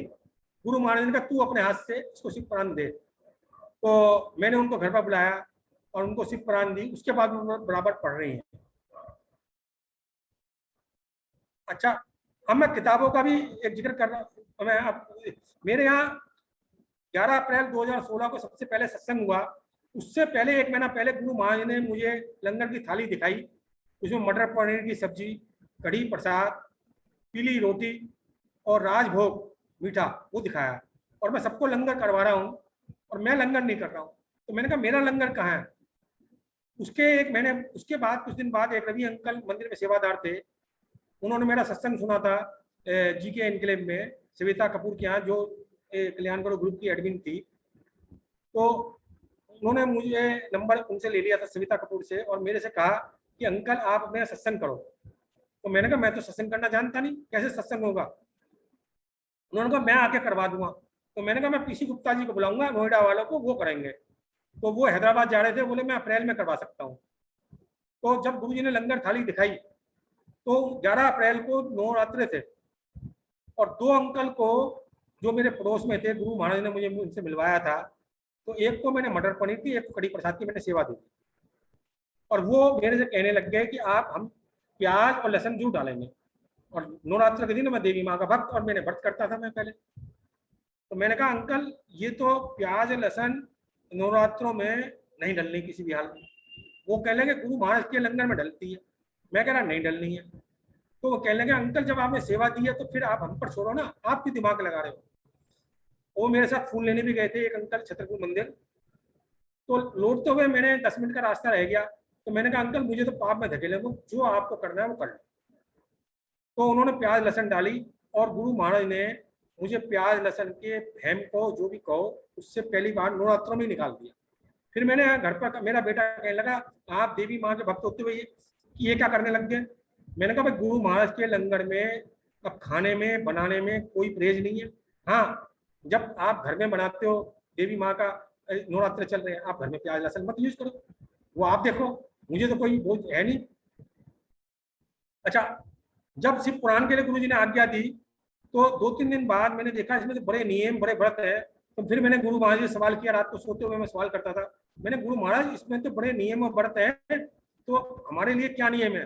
तो गुरु महाराज फिर 3 बजे आ गए। गुरु महाराज ने मुझे दर्शन तो नहीं दिए लेकिन आवाज दी, बोला जो गुरु का भक्त है उसको कोई नियम और व्रत नहीं करने। मैंने कहा बहुत बढ़िया गुरु महाराज। फिर मैंने अपनी मिसिस से कहा कि करवा चौथ का व्रत भी आपको नहीं रखना है, क्योंकि गुरु महाराज ने खुद आके कहा है। तो मेरे बहुत से रिश्तेदार नाराज हो गए, ये आप करवा चौथ के व्रत की क्यों कह रहे हो। मैंने कहा जब गुरु महाराज मुझसे बोल रहे हैं कोई व्रत नहीं रखना, तो करवा चौथ का व्रत का क्या मतलब? मेरी मिसिज कहने लगी मेरी बहू नाराज हो जाएगी। मैंने बहू क्यों नाराज होगी? अपने पति के लिए करना है उसे करे, वो गुरु जी के भक्त कोई है सच्ची, वो तो थोड़ा थोड़ा मानती है। ये तुम्हारे मेरे लिए गुरु जी महाराज ने कहा जो गुरु का भक्त है, किसी भी गुरु मतलब, तो हमें नहीं करना, वो करे, उसे वो नियम पालन करे। तो बोली मैं बेटे के लिए हुई का व्रत रखती हूँ। मैंने कहा तुम रखो मत रखो, गुरु महाराज की कृपा से तो रखने की जरूरत है नहीं, तुम रखो मत रखो तुम जानो। मैंने कहा जितना करवा चौथ का व्रत में करोगी उतनी मेरी आयु और बढ़ेगी, ये मान लो आप। तो उसने करवा चौथ का व्रत फिर नहीं रखा, एक दो बार। तो व्रत का गुरु जी महाराज ने ऐसे खत्म किया। फ्रेगनेंस गुरु महाराज की मुझे बहुत आई। एक बार गुरु महाराज ने मुझे सेवा दी 2016 में, उसी रवि अंकल का मेरे पास फोन आया कि ओपन सेवा चल रही है, आप आकर सेवा करो मंदिर में। और मुझे वहां बड़ी झाड़ू दे दी गई और बोला वो जो गैलरी है 1 किलोमीटर का जो रास्ता है, बोला उसमें आप झाड़ू दीजिए।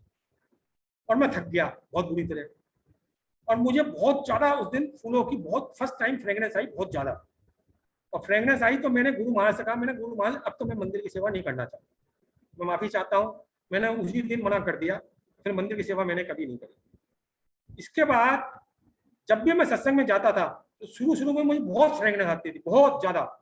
और 3-3 4-4 दिन मैं कपड़े टांगता था, मैं मेरी मिसेज, तो हमारे कपड़ों में भी फ्रेगनेंस हो जाया करती थी। और एक बार मैं मंदिर गया, बड़े मंदिर, तो वहां मैंने हाथ आगे करके गुरु जी के स्वरूप के सामने कहा, आप और ज्वाला माता जी बिल्कुल एक ही हैं, एक ही हैं, एक ही हैं, आपसे बहुत बड़ी ब्लेसिंग प्यार हमेशा मिल रहा है, और प्यार और ब्लेसिंग चाहिए। तो मेरे हाथ में इतनी फ्रेगनेंस आ गई, इतनी फ्रेगनेंस आ गई, वो 3-4-5 दिन तक इतनी रही, जितना मैं घर में साबुन से हाथ धोता था उतनी फ्रेगनेंस भर जाती थी। इतना आनंद आया, इतना आनंद आया जिसकी हद नहीं। एक बार हम बड़े मंदिर में थे और वहां अनाउंसमेंट हो रहा था कि बड़े मंदिर स्कूल में फंक्शन चल रहा है, वहां भी जरूर जाइए। मेरे साथ 3-4 संगत और थी। मैं स्कूल में गया और वहां भगदड़ मच गई। तो वहां 3-4 वीआईपी आए हुए थे। तो मैंने उनमें से किसी से पूछा, आप गौरव अंकल? बोले हाँ। तो मैंने कहा आपकी तो लोग बड़ी निंदा करते हैं, बड़ी बुराई करते हैं। तो कहने लगे आप कहाँ से आए हो, कौन हो?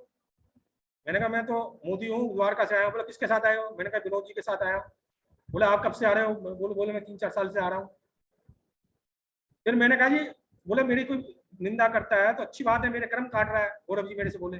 फिर मैंने कहा अंकल मेरा तो आपका झप्पी लेने का मन हो रहा है। बोला आ जाओ। फिर मैंने उनकी झप्पी ली। फिर मैंने कहा हाथ पकड़ने का मन हो रहा है। बोला हाथ पकड़ लो। तो मुझे उनके हाथ बड़े मुलायम लगे। उन्होंने पौना घंटा तक मुझे अपने साथ रखा और घुमाया। फिर मेरी फोटो खिंचवाई अपने साथ। और दीपक और एक पंकज या कोई 2 मैनेजर थे, उनसे कहा इनका नंबर नोट करो अंकल का, द्वारका मोदी लिखो नाम और अपने नंबर भी दो इनको। बोला आपको कोई बात हो तो मेरे से कर लिया करो, आप मेरे मैनेजर से। तो उसके बाद भी मुझे घर में 3-4 दिन बड़ी फ्रेगनेंस आई गौरव अंकल से मिलने के बाद भी। और मेरा तो विश्वास, कोई कोई कुछ भी कहे, मैं तो इनको भी पूर्ण गुरु जी का अंश मानता हूँ और अंश है ये, क्योंकि मुझे इनका भी अनुभव बहुत बढ़िया फ्रेगनेंस आई है। वो कोई सेंट वेंट की नहीं थी, वो गुरु जी की फ्रेगनेंस थी। अब मैं अच्छा, गुरु जी की किताबें मुझे एक के बाद कैसे मिली वो मैं बता रहा हूँ। कि जब मेरे यहाँ सत्संग था होना था, तो एक अंकल का मेरे पास फोन आता है दिवाड़ी से, और मैं कहते हैं अंकल आपको कोई किताब और स्वरूप बाजार से खरीदना नहीं है, उसमें ब्लेसिंग नहीं मिलती, आपको सब कुछ मंदिर से या सेवा या कोई आपको देता है, फ्री ऑफ कॉस्ट लेना है। मैंने कहा मैंने तो लड़ झगड़ के करके बेटे से अभी अनीता कुमार की किताब का 2 दिन पहले अमेजन में ऑर्डर किया है। बोला आपको पैसे नहीं देने, वापिस कर दो किताब।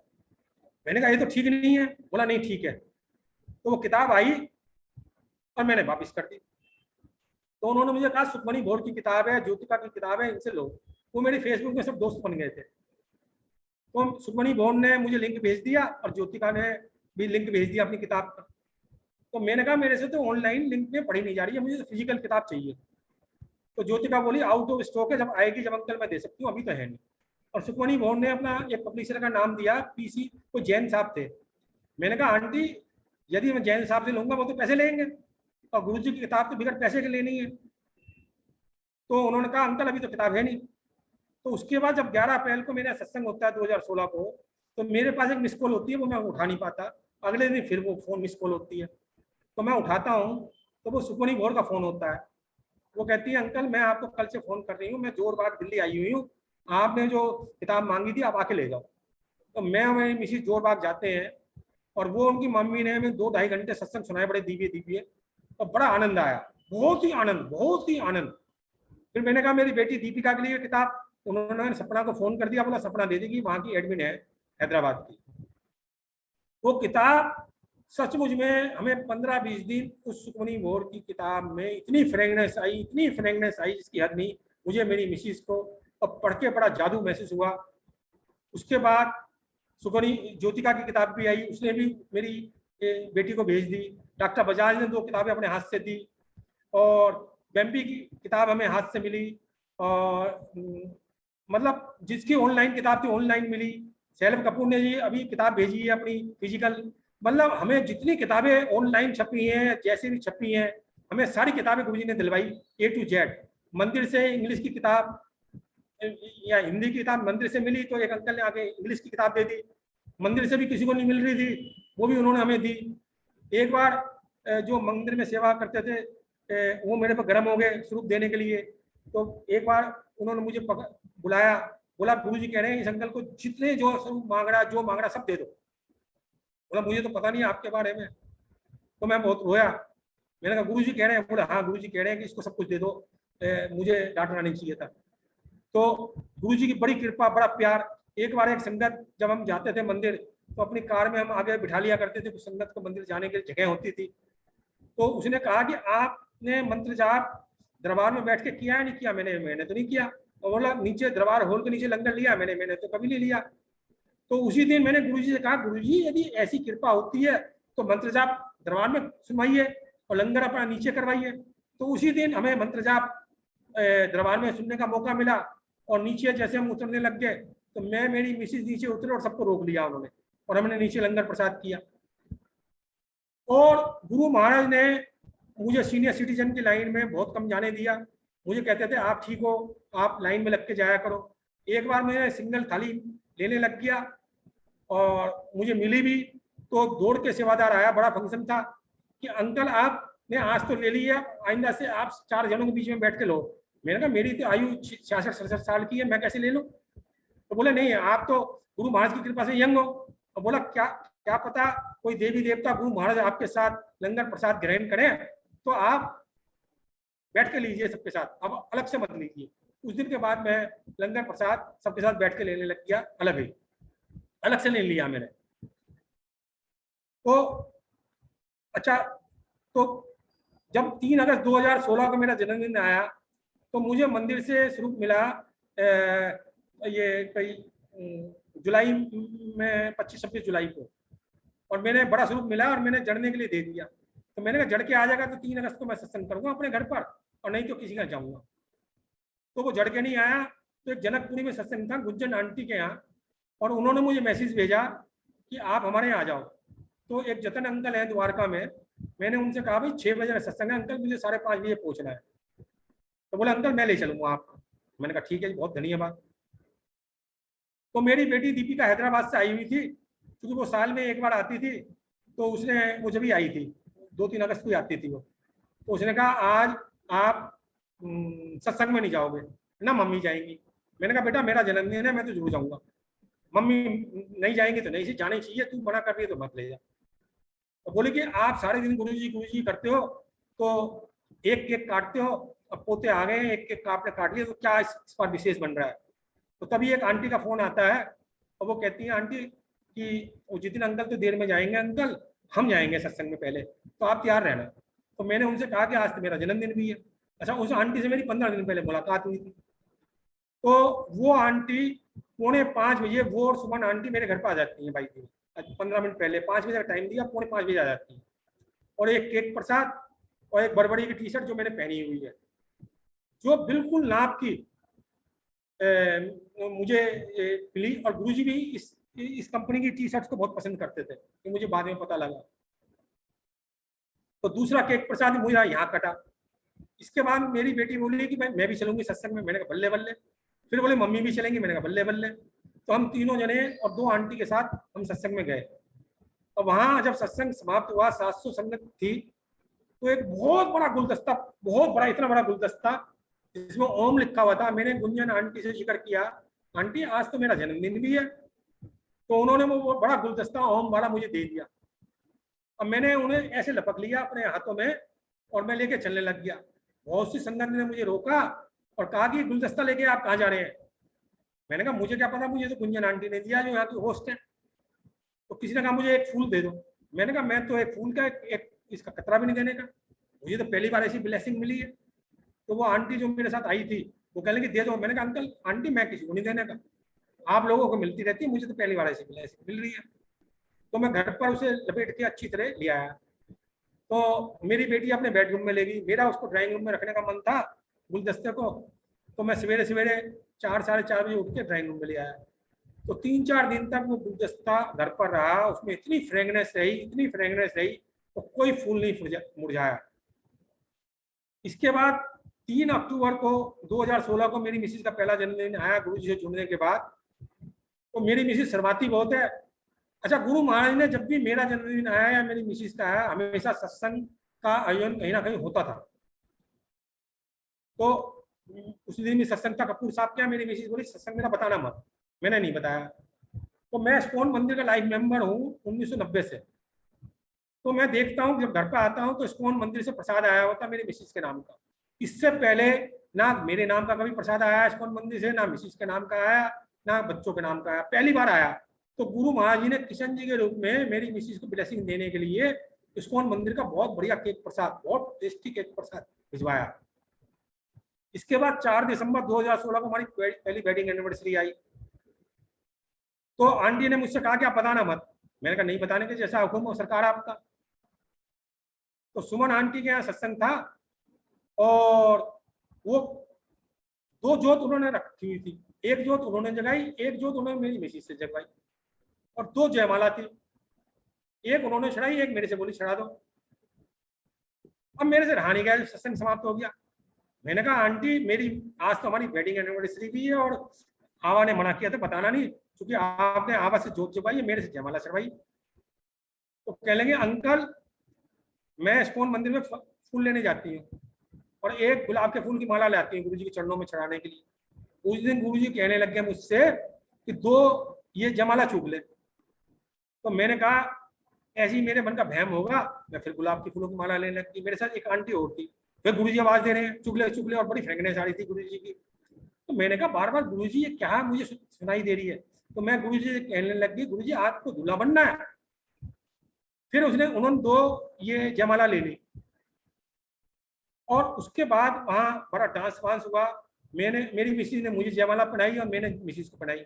एक्चुअल क्या हुआ, 4 दिसंबर 1978 में जब मेरी मैरिज हुई तो मैंने पहले अपनी मिसिज को जयमाला पहनाई थी और बाद में मेरी मिसिज ने पहनाई थी। वास्तव में हमारी उसमें बिरादरी में पहले लड़की जयमाला चढ़ाती है, बाद में लड़का चढ़ाता है, लेकिन मैंने पहले चढ़ाई थी। गुरुजी ने उस दिन वो ठीक करवाई और आबा ने मुझे पहले जयमाला चढ़ाई और बहुत बढ़िया फोटो गार्डनिंग सब डांस वांस हुआ, सब संगत ने बड़ा एंटरटेनमेंट किया। तो गुरु महाराज जी की लीला। इसी तरह 3 तारीख को एक संगत के यहाँ हमेशा सत्संग होते थे, तो उनको पता लग गया मेरी मिसिज का या जन्मदिन है या आबा का जन्मदिन है। तो हमने कहा मैं केक प्रसाद तो पसंद है नहीं। तो वहाँ एक सत्संग मेरा 2019 में 3 अगस्त 2019 को आंटी क्या बना। तो सुमन आंटी को मैं बाद में फोन आता है कि गुरुजी ने मुझे विजन दिया है कि 10 अगस्त 2019 को आपका भी सत्संग जन्मदिन का सत्संग होगा और उसमें केक प्रसाद भी कटेगा।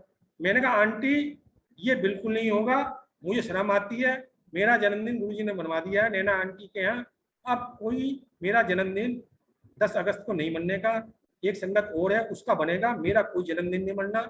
मैं हाथ जोड़ रहा हूँ, विनती करता हूँ, मुझे बड़ी शर्म आ रही है। उन्होंने कहा नहीं, जब गुरुजी ने आज्ञा दी है तो बनेगा ही बनेगा। तो 10 अगस्त को 2019 मैंने कहा अगले साल बना लेना। तो गुरुजी को पता था कि 2020 में सत्संग नहीं होना है, 3 अगस्त का कोविड रहेगा, तो गुरुजी ने पहले 10 अगस्त को बनवा लिया और उसमें भी केक प्रसाद कटा। तो गुरु महाराज ने मेरी बीमारियां बहुत सारी ठीक करी, मिसिस की बीमारियां ठीक करी, वो भी मैं सब बता रहा हूँ। सत्संग तो अंकल बहुत है, जारी रखो ना ये अंकल। अभी तो आपका शुरू हुआ है। ठीक है जी। तो गुरु महाराज ने कैसे कैसे ब्लेसिंग दी। मेरे शुरू में कमर में दर्द बहुत रहता था, और मैं शुरू में जब बड़े मंदिर गया तो मुझे पता लगा कि लोटा लेने से ब्लेसिंग मिलती है और दर्द वगैरह सब तकलीफ बीमारियां दूर हो जाती हैं। तो मैंने कहा गुरु महाराज का लोटा कैसे मिलता है, मैं संगत से मैं पूछने लग गया। तो एक सेवादार आंटी, एक सेवादार अंकल मेरे को दौड़ते हुए आए और बोले कि अंकल आपको लोटा प्रसाद लेने की जरूरत नहीं है, आप मंदिर आते हैं, मंदिर आते रहिए। मैंने कहा ठीक है जी। और इसके बाद मेरे पास फेसबुक में मैसेज आता है कि आपको लोटा प्रसाद लेने की कभी जरूरत नहीं है, गुरु महाराज ने आदेश दिया है आज आपको मैसेज भेजने के लिए, आप ऐसे ठीक रहेंगे, आपको कभी भी लोटा प्रसाद नहीं लेना। और गुरु महाराज ने आज आपको मैसेज भेजने को कहा है। और उसके बाद वो मैसेज अचानक से गायब हो जाता है, बस देखते देखते। तो उसके बाद मेरे समझ में आ गया मैं बिल्कुल ठीक हूँ। मैंने अपनी मिसिस के लिए भी 2-3 बार कोशिश करी बड़े मंदिर में, सेवादार ने मना कर दिया कि उनको भी लोटा नहीं लेना। अच्छा, मुझे गुरु महाराज से जुड़ने से पहले 2014 में डिफ्यूज बोन्स कमर में हो गई थी, मेरी हड्डी सिकुड़ गई कमर की। और सिकुड़ने की वजह से डॉक्टर ललित दुग्गल जो गंगा नाम का है, उसने मुझे कहा मोदी जी आपको एक्सरसाइज करनी पड़ेगी, फिजियोथेरेपी करनी पड़ेगी, मेडिटेशन करनी पड़ेगी और योगा करना पड़ेगा, और हमारे पास हर 2-3 महीने में आना पड़ेगा, कई सारे टेस्ट करवाने पड़ेंगे, नहीं तो जैसे 80 साल का बूढ़ा झुक जाता है आगे, ऐसे झुक जाओगे आप। और जब मैं गुरु महाराज के पास 2000 नवंबर में जाना शुरू किया तो 3 महीने बाद मैंने उन डॉक्टर से कहा डॉक्टर साहब मैं आपके पास नहीं आऊँगा, मैं कोई दवाई नहीं लूँगा, ना आपके पास आऊँगा, ना कोई फिजियोथेरेपी करूँ। बोले क्यों? मैंने कहा मुझे तो गुरु महाराज ने ठीक कर दिया। बोले कौन से गुरु महाराज? मैंने कहा छतरपुर वाले गुरु महाराज। बोला मैं भी एक बार उनके पास गया हूँ। बोला जादू तो है वहाँ। तो मुझे सचमुच में उसके बाद कोई मैं फिजियोथेरेपी नहीं करता, कोई घूमने नहीं जाता, कोई एक्सरसाइज नहीं करता, केवल गुरु महाराज जी के सत्संग, गुरु महाराज जी की वाणी, गुरु महाराज जी का जादू, पॉजिटिव रहना, सबसे प्यार करना, और मैं बिल्कुल ठीक। इसके बाद मेरे एक बार दांतों में दर्द हुआ बहुत ज्यादा, और मैं सत्संग में जाता तो दांतों में दर्द नहीं होता था। सत्संग में जाता ही था मैं बहुत ज्यादा, और घर पर आता था तो दांतों में बहुत दर्द होता था। तो मैं परेशान हो गया। मैंने घर पर भी खाना खाना पड़ता है, तो एक बार तो खाना खाता ही हूँ घर में और नाश्ता भी करता हूँ, तो कैसे गाड़ी चलेगी। तो मैं डॉक्टर के पास, डेंटिस्ट के पास गया, वो मेरा फैमिली डॉक्टर था डेंटिस्ट। मैंने उनसे कहा कि डॉक्टर साहब मेरे तकलीफ हो रही है। उन्होंने मेरा एक्सरे लिए, बोला मोदी जी आपके 2 दांत के तो रूट कनाल होगा और 1 दांत आपका निकलेगा, तो मैं आपकी अभी क्लीनिंग कर देता हूँ और आप फिर सोच के बताना। तो बोला लेकिन रूट कनाल करवाने में, मुझे रूट कनाल करवाने में बड़ी दिक्कत होती है, मेरा रूट कनाल करवाने में 1-1 साल लग जाया करते थे, उस डॉक्टर से भी और पहले डॉक्टरों से भी। बोला लेकिन रूट कनाल करवाने में आपकी दिक्कत बहुत आती है, लेकिन ये एडवाइजेबल नहीं है कि आपके 3 दांत निकाल दिए जाए, तो 2 की तो आपको रूट कनाल करवानी पड़ेगी। आजकल नई पद्धति आ गई है, उससे हो सकता है जल्दी हो जाए। तो मैं घर पर आ गया। क्लीनिंग के बाद अब क्या होता है कि मैं सत्संग में जाता तो मुझको कुछ फंसता नहीं था, और घर पर मेरे पास कुछ चीज फंस जाया करती थी। मैं फिर परेशान हो गया, फिर मैं डॉक्टर के पास गया। तो मैंने डॉक्टर से कहा डेंटिस्ट साहब आप मेरा दांत निकाल दो। बोला जी पहले तो रूट कनाल कराऊंगा। मैंने कहा नहीं, मेरा ये दांत निकाल दो। तो मैं जिद करता रहा, तो उन्होंने कहा दांत निकालूंगा तो ये निकालूंगा। अच्छा, मैं गुरु महाराज जी से बात करता था। मैंने गुरु महाराज जी कहा, मैंने गुरु महाराज जी कौन सा दांत निकलवाऊं? तो गुरु महाराज ने जो डॉक्टर साहब कह रहे थे निकालने को, वो मना कर दिया, दूसरा दांत निकालने को कहा। मैंने कहा गुरु महाराज तो मुझसे कह रहे हैं ये दांत निकाल। उनको पता था मैं गुरु महाराज को मानता हूँ। तो कहने लगे भाई आप गुरु जी को मानते हो अपने, मैं मानता हूँ, हमारी टर्म्स में तो आपका ये दांत निकालना चाहिए, लेकिन आप जो कहोगे मैं निकालूंगा। तो उन्होंने वो मेरा दांत निकाल दिया, गुरु महाराज ने मुझसे कहा। फिर मैं जब वो मुझे कहने लग गए कि दवाई का पर्चा लिखने लग गए, दर्द होगा तो दवाई ले लेना, तो मैं उन दिनों इकोस्प्रिन AV 75 खून पतला करने की दवाई ले रहा था। तो मैंने डॉक्टर को बताया निकालने के बाद, तो डॉक्टर ने अपने माथे पर हाथ रख लिया, बोला मोदी जी अंकल, मोदी अंकल क्या कर रहे हो आप? अभी एक केस हो गया था मेरे साथ, पुलिस केस। एक पेशेंट ने इकोस्प्रिन लेता था, उसने बताया नहीं, बड़ी ब्लीडिंग हो गई उसको, और इसमें तो 3 दिन का रेस्ट करना पड़ता है, नहीं इसमें ब्लीडिंग हो जाती है हर एक। तो मैंने कहा मेरे साथ गुरु महाराज है, मुझे नहीं होने दी कोई भी चीज। तो बोला ये तो मैं आपका ताजुब देख ही रहा हूँ। मैंने कहा आप चिंता मत करो, और मैं बिल्कुल ठीक रहा।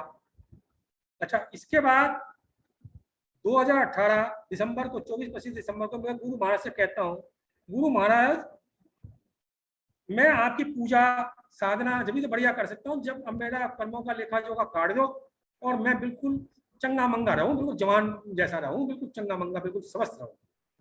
तो मेरा सब आप बीमारियां सब लेखा जोखा काटो, और एक थायराइड की बीमारी तो रहने देना, क्योंकि थायराइड में तो एक गोली लेनी पड़ती है, सवेरे वो मैं ले लूंगा, और बाकी जो भी कोई बीमारी है, प्रोस्टेट है और है, ये सब खत्म कर दूंगा। ये कह के बात खत्म।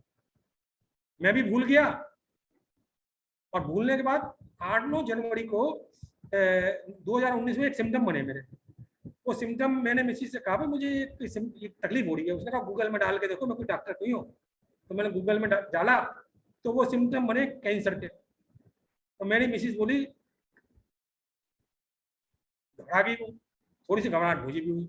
मैंने अपने बेटे को बताया, बेटा मेरे पर गर्म हो गया। बोला हेल्थ इंश्योरेंस के 5,000 रुपये नो ड्यू क्लेम के आपके पास पड़े हुए हैं, 1 साल से आप चेक ही नहीं करवाते अपने। आप कहते मैं ठीक हूँ बच्चा हूँ। तो उसने वेदांता में आनंद फानन में एक पैकेज लिया, मेरी और मेरी मिसिस का भी लिया। हमने वहाँ टेस्ट करवाए। जब मेरा वो अल्ट्रासाउंड हो रहा था तो मैं डॉक्टर से पूछ रहा हूँ मेरा प्रोस्टेट कितना बढ़ गया। गुरुजी से जुड़ने से पहले मेरे प्रोस्टेट हो गया था, और डॉक्टर ने मुझे 3 दवाई बताई थी लेने की। 2 दवाई गुरुजी से जुड़ने के बाद मैंने छोड़ दी थी अपने आप की। 1 दवाई मैं यूरिमैक्स डी लेता रहा। तो मैं डॉक्टर से पूछ रहा हूँ मेरा कितना बढ़ गया, कितना बढ़ गया, क्योंकि मुझे यूनिट बहुत जाना पड़ रहा था। तो डॉक्टर झला गई, जला के बोली क्या पूछ रहे हो आप, प्रोस्टेट कितना, आपको तो नामो निशान नहीं है प्रोस्टेट का। मैंने कहा अच्छा, नामो निशान नहीं है। तो हो गया। इसके बाद मेरा कार्टोइड आर्टरी का टेस्ट हुआ था 4-5 साल पहले, वो मेरा 25% बढ़ा हुआ था। उसमें डॉक्टर ने कहा ब्रेन हेमरेज हो सकता है। वेदांता के डॉक्टर ने, कासलीवाल ने, तो बोला ये इकोस्प्रिन AV75 खून पतला करने का आप लेते रहते जिंदगी भर। मैंने कहा ठीक है जी। तो डॉक्टर कासलीवाल, अच्छा वो मैंने फिर टेस्ट करवाया तो वो भी मेरा नॉर्मल। इस तरह मेरे सारे टेस्ट नॉर्मल आए और कैंसर का नामो निशान नहीं। जब सारे नॉर्मल आए तो मैं यूरोलॉजिस्ट के पास गया, तो उसने कहा जी मेरी उसे ये नहीं पता, हमें दिखाया, दूसरों को दिखाया, बोला ये आप यूरोमैक्स डी ले रहे हो उसकी वजह से ठीक हो, तो आप ये लेते रहो। और कासलीवाल को दिखाया तो बोला वेल डन वेल डन, देखो बिल्कुल रिपोर्ट आपकी नॉर्मल है, ये तो होती नहीं नॉर्मल ऐसी, आप तो बिल्कुल ठीक हो गए, देखो हमारी दवाई की वजह से ठीक हो गए। अब मैं तो हंस रहा था, मैंने कहा मैं तो गुरु महाराज की कृपा से ठीक हूँ। खैर मैं यूरिमैक्स डी और खून पतला करने की दवाई लेता रहा। इसके बाद मार्च में शिवरात्रि का वो आया, तो हम बड़े मंदिर गए, मैं मेरी मिसिस और 2 संगत और थी हमारे साथ। तो उन आंटी को आने में देर हो गई जो हमारे साथ जाती थी। तो हमें डॉक्टर सुनील मिले जहाँ कार पार्किंग होती है, और उनसे मेरी मिसिस ने ब्लड प्रेशर चेक करवाया, तो मैंने भी करवाया। तो डॉक्टर सुनील बोले आप कौन सी दवाई लेते हो मोदी जी। मैंने कहा मैं तो ये यूरोमैक्स डी, इकोस्प्रिन AV75 और थायरॉक्स की गोली लेता हूँ, और एक प्रीगैविड ME75 कमर दर्द के लेता हूँ, एक विटामिन की कभी कोई गोली ले लेता हूँ। बोला अंकल आप सारी दवाइयाँ छोड़ दो, एक केवल थायराइड की गोली लो, आज शिवरात्रि का दिन है, गुरु जी पे छोड़ दो, अब कोई दवाई नहीं लेनी।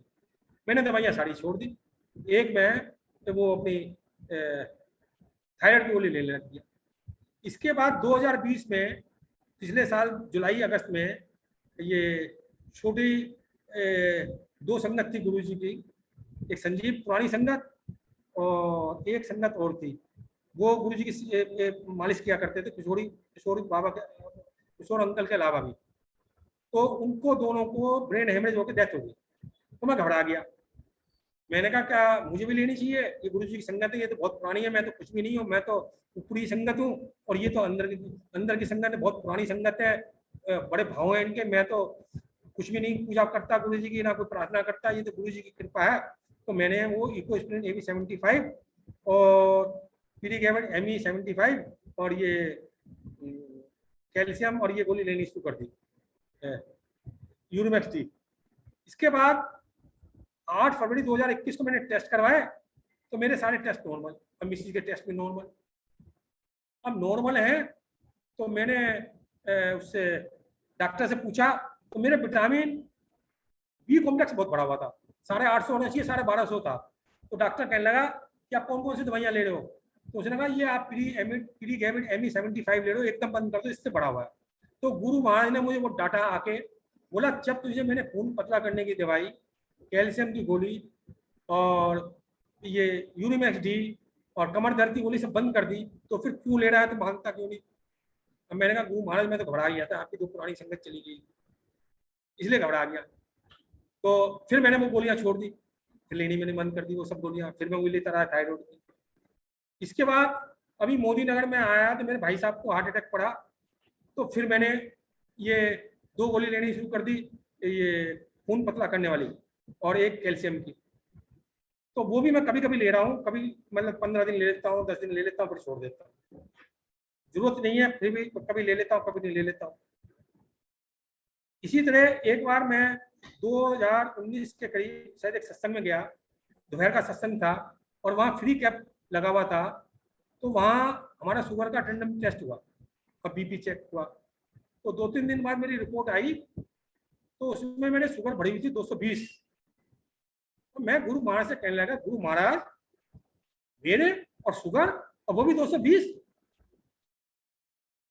तो गुरु महाराज मुझे, चूंकि बहुत मेरे से बात करते तो मैं बताऊंगा अभी, तो गुरु महाराज मुझसे कहने लगे, भाई तू पहले सवेरे सवेरे उठ के हाथ फैला फैला के सब संगत को प्यार भेजा करता था, तूने प्यार भेजना बंद कर दिया, तो मैं क्या करूं। और मैंने गलती मान ली, मैंने फिर अगले दिन से सवेरे उठ के प्यार भेजना शुरू किया और 4-5 दिन बाद शुगर टेस्ट करवाई तो फिर नॉर्मल 110 या 105 या 100 यही थी, नॉर्मल होगी एकदम, अपने आप ही गायब होगी। और जब से मैं बिल्कुल ठीक हूँ। और मैंने खूब आम खाए, आइसक्रीम खाई, मीठा खाया, चॉकलेट खाई, मुझे कुछ नहीं होता ना मैं कुछ सोचता।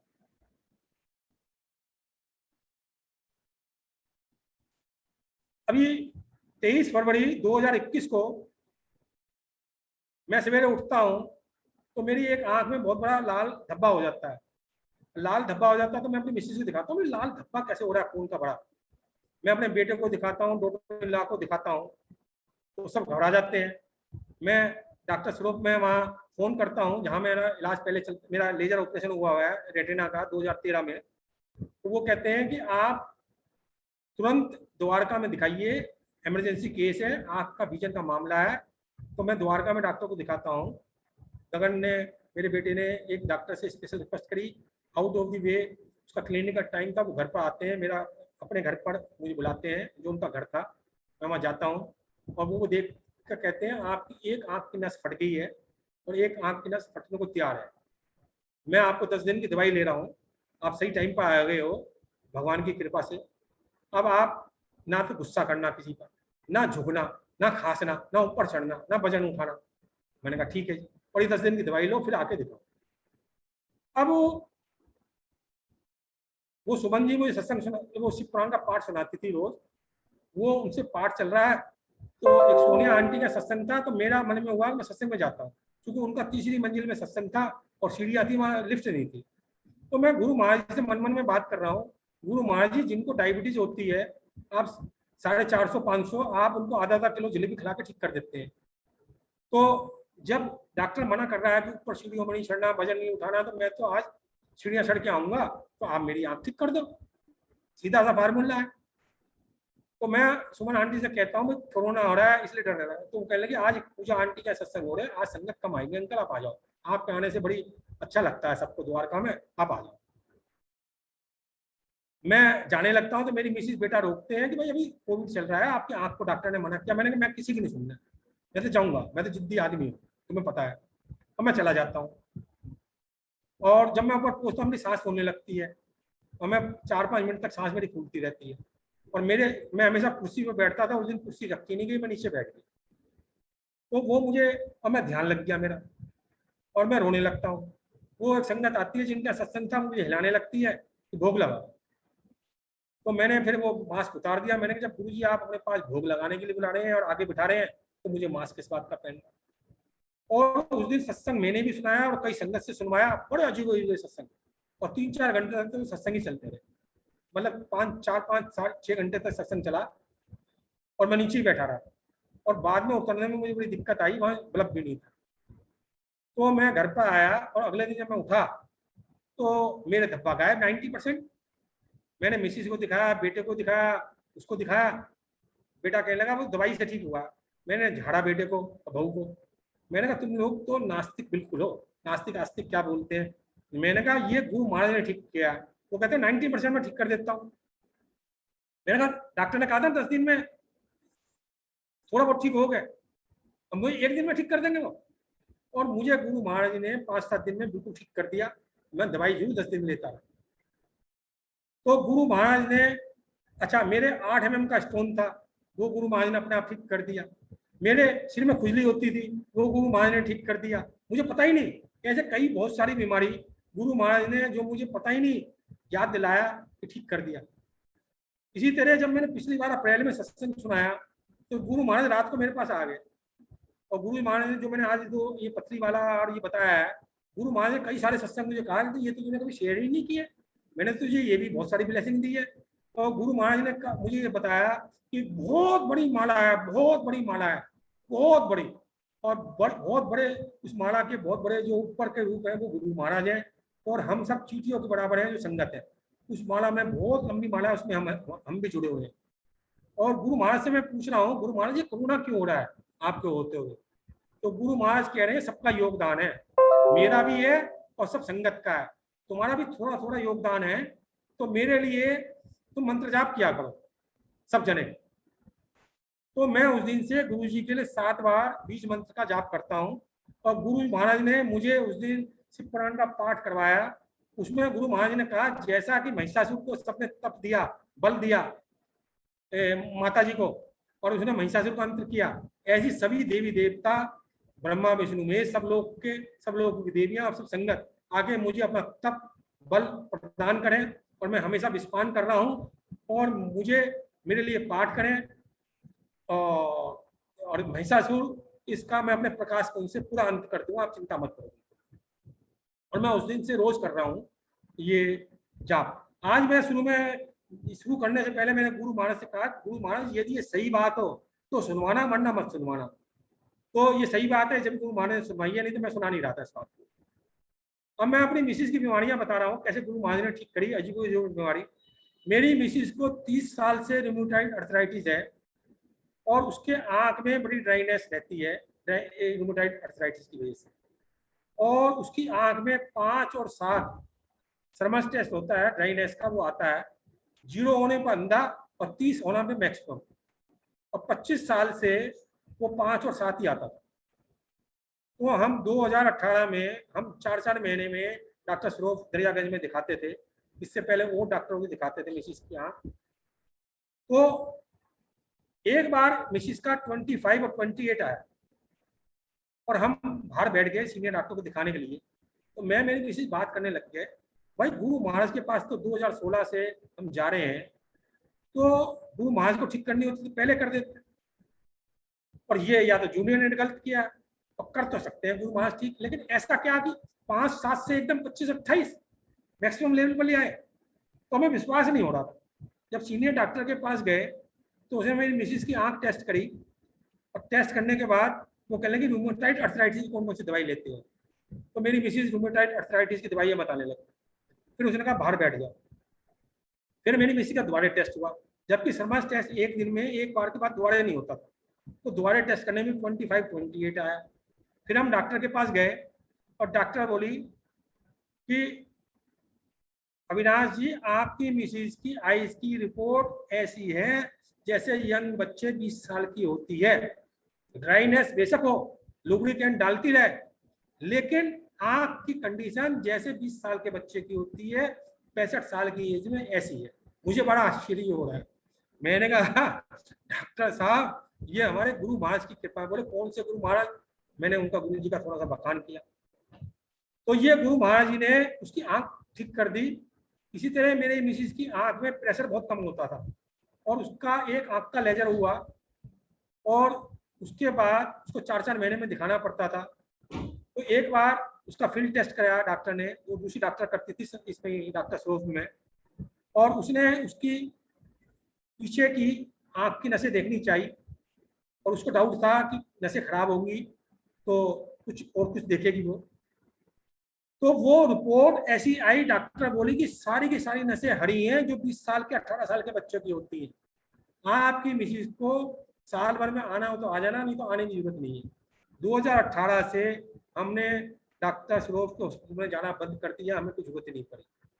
इसी तरह मिसिज का डेक्सा स्कैन डॉक्टर ने करवाया एक बार, घुटनों का और हिप्स का। तो हम गंगाराम में गए थे, और मैंने वहाँ उसका 3,000 के टेस्ट थे, फुल बॉडी के थे 4,500 के टेस्ट। मैंने फुल बॉडी के पैसे जमा करवा दिए। वो कह लगे जो डॉक्टर ललित दुग्गल ने लिखा हम वो करेंगे।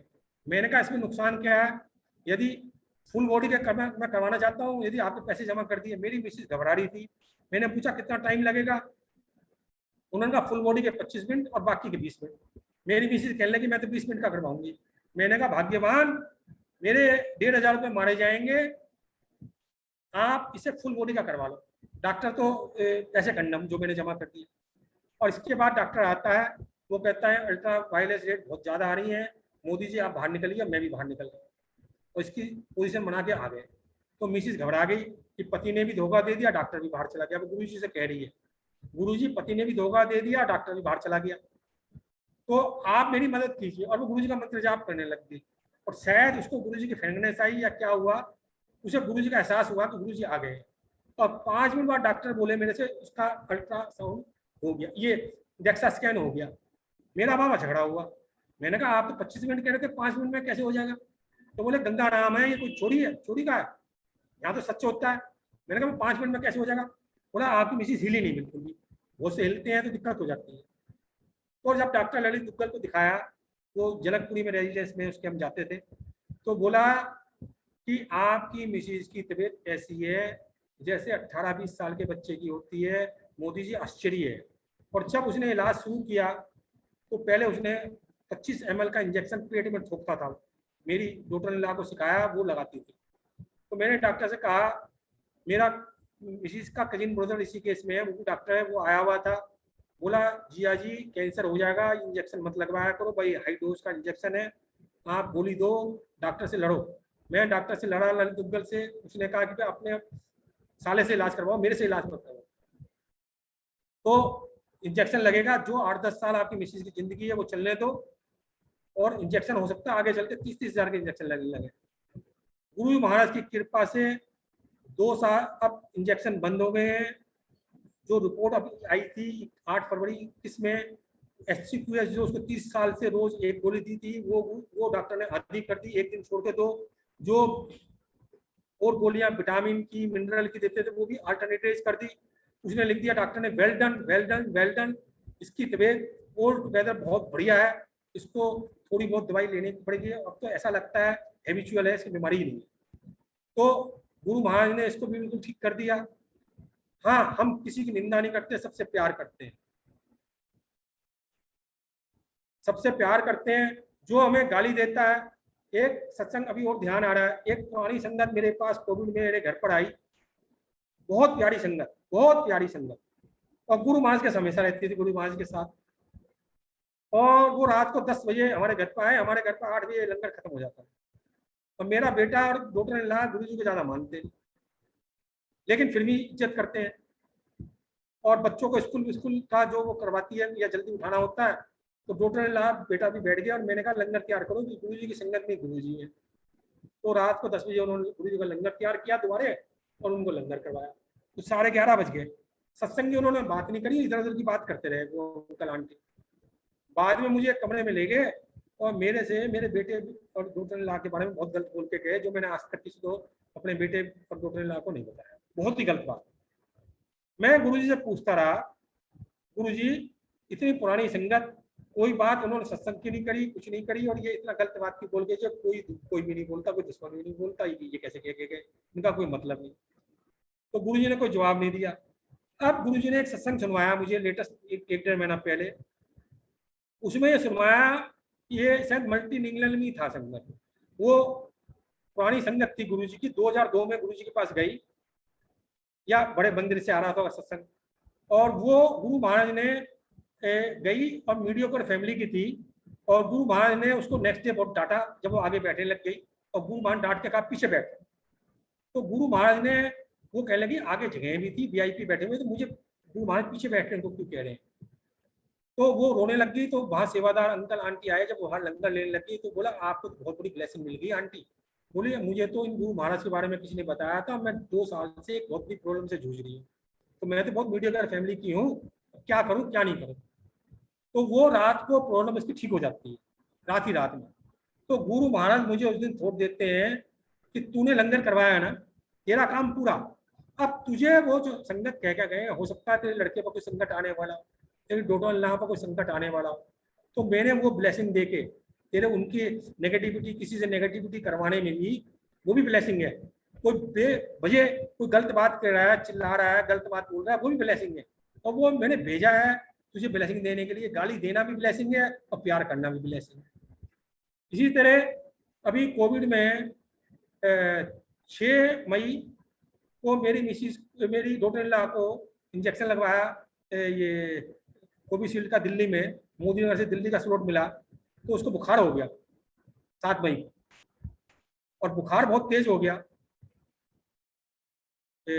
और 5 मई को लगवाया था, 6 मई 5 या 6 मई को लगवाया था, बुखार बहुत तेज हो गया। और रात को 3 बजे उसने 2 बार डोलो 650 ली, और 2 बजे 1.5 का बुखार हो गया, सारा शरीर में दर्द हो गया, शरीर की पल्पिटेशन बढ़ गई हृदय की, और उसको घबराहट होगी मैं शायद कोलैप्स कर जाऊंगी। और मेरे बेटे ने दिल्ली 3-4 जगह इमरजेंसी में फ़ोन किया, लेकिन किसी हॉस्पिटल ने फ़ोन नहीं उठाया। एक इनकी फैमिली डॉक्टर है दिल्ली में, मैक्स में, उसको फ़ोन किया तो उसने फ़ोन तो नहीं उठाया, मैसेज कर दिया सवेरे कि यदि डोलो लेने से ठीक नहीं हो रही है तो इमरजेंसी में आप एडमिट हो जाओ तुरंत। तो मेरा बेटा सवेरे मेरे पास आया उसका मैसेज आने के बाद कि पापा मैं रुचिका को नोएडा ले जा रहा हूँ, उसका एक्सरे ईसीजी वगैरह करवाऊंगा। तो मेरा भेजने का मन नहीं था, मेरे पास 21,000 रुपये कैश थे, वो दे दिया मैंने उसको, इंश्योरेंस की पॉलिसी दे दी। मन तो था नहीं मेरा भेजने का कोविड में। मैंने कहा भाई ऐसा है कि मैं पहले नहाऊंगा धोऊंगा फिर मंत्र जाप करके भेजेंगे, पहले नहीं ना जाओ। तो बोला जाने की उसकी हालत बहुत खराब हो रही है, डॉक्टर भी कह रही है, वो पैनिक हो रहा था। तो मुझे नहाने धोने करने में बड़ी देर हो गई।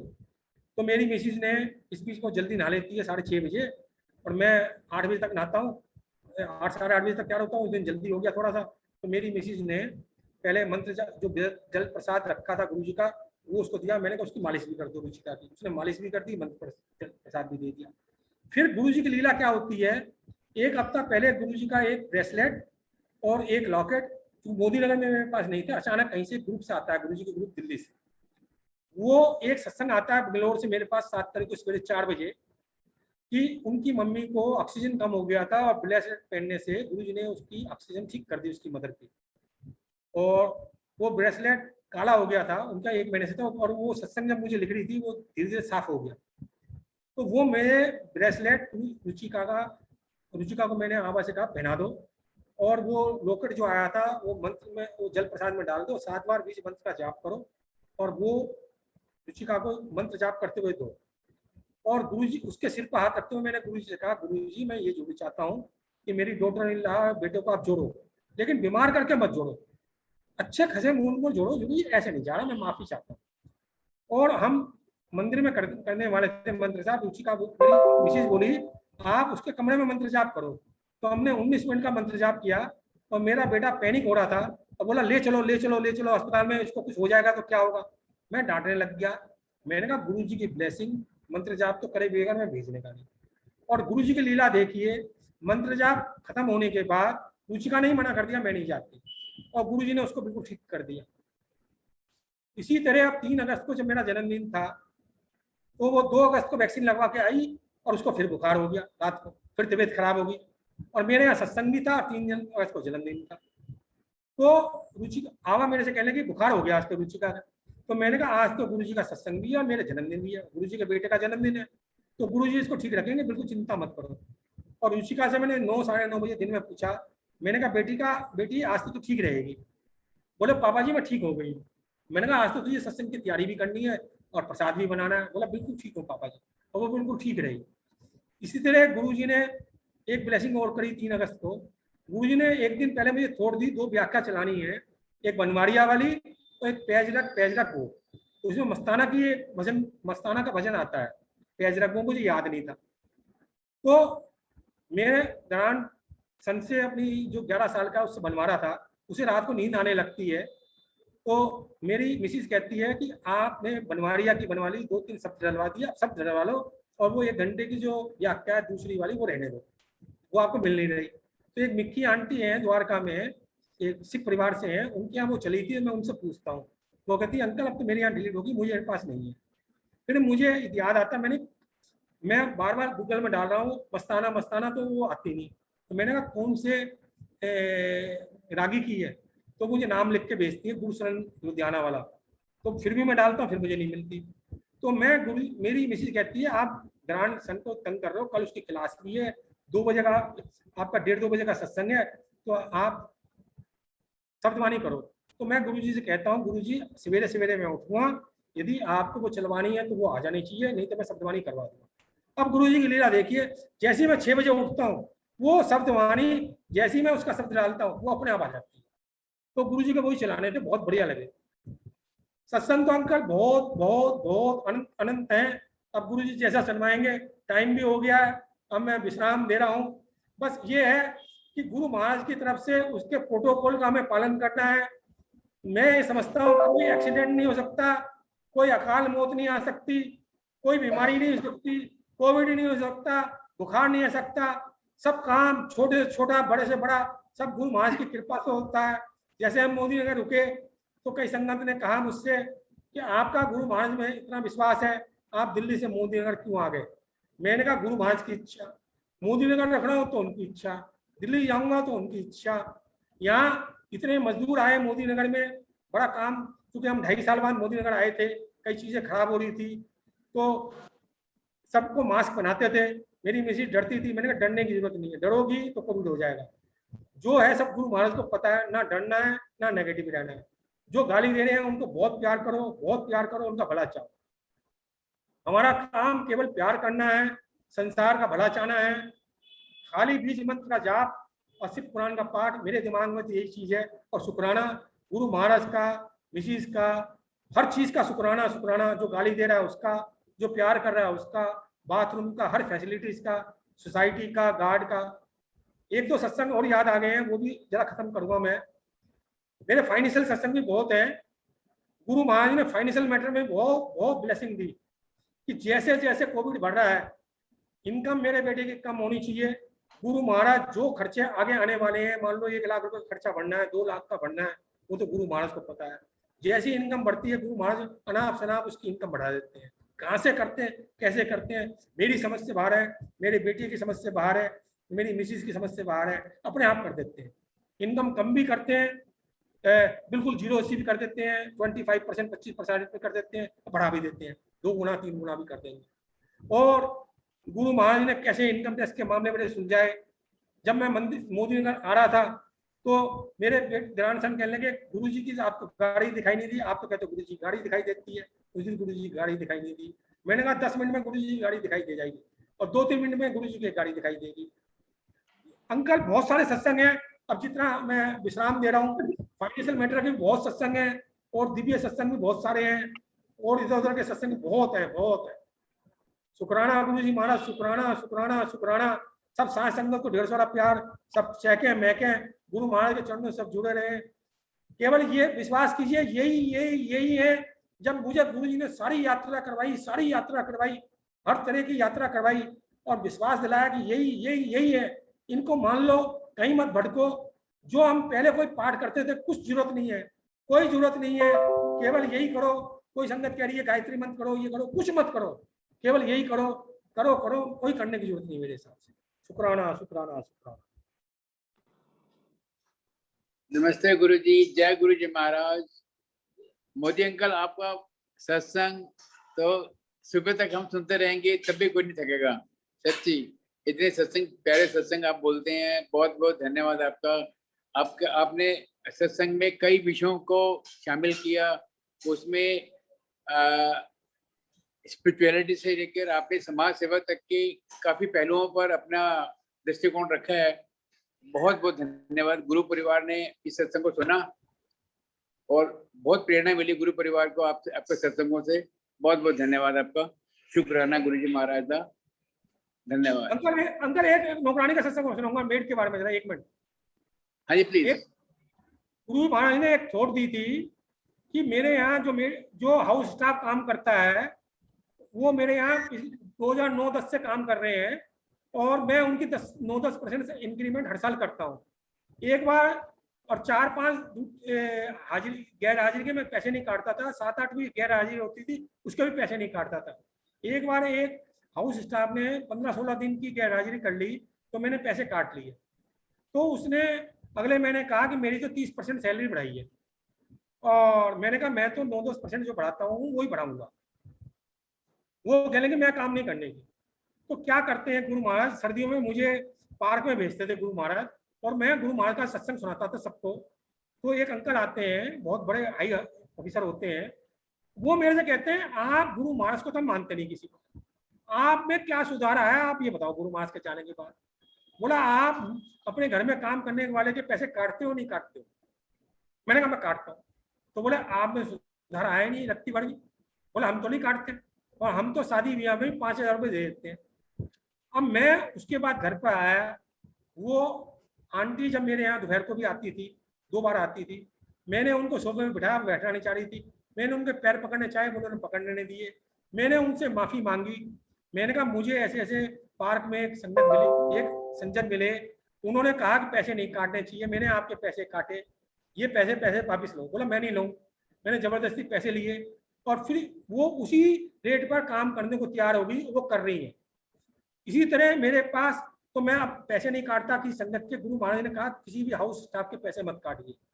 इसी तरह इनकम टैक्स का एक मेरा केस सुलझ गया और मैं एक बार ऋषिकेश गया, शताब्दी से जा रहा था, पानी नहीं था और मैं गार्ड पर गर्म हो गया कि मुझे बताया क्यों नहीं।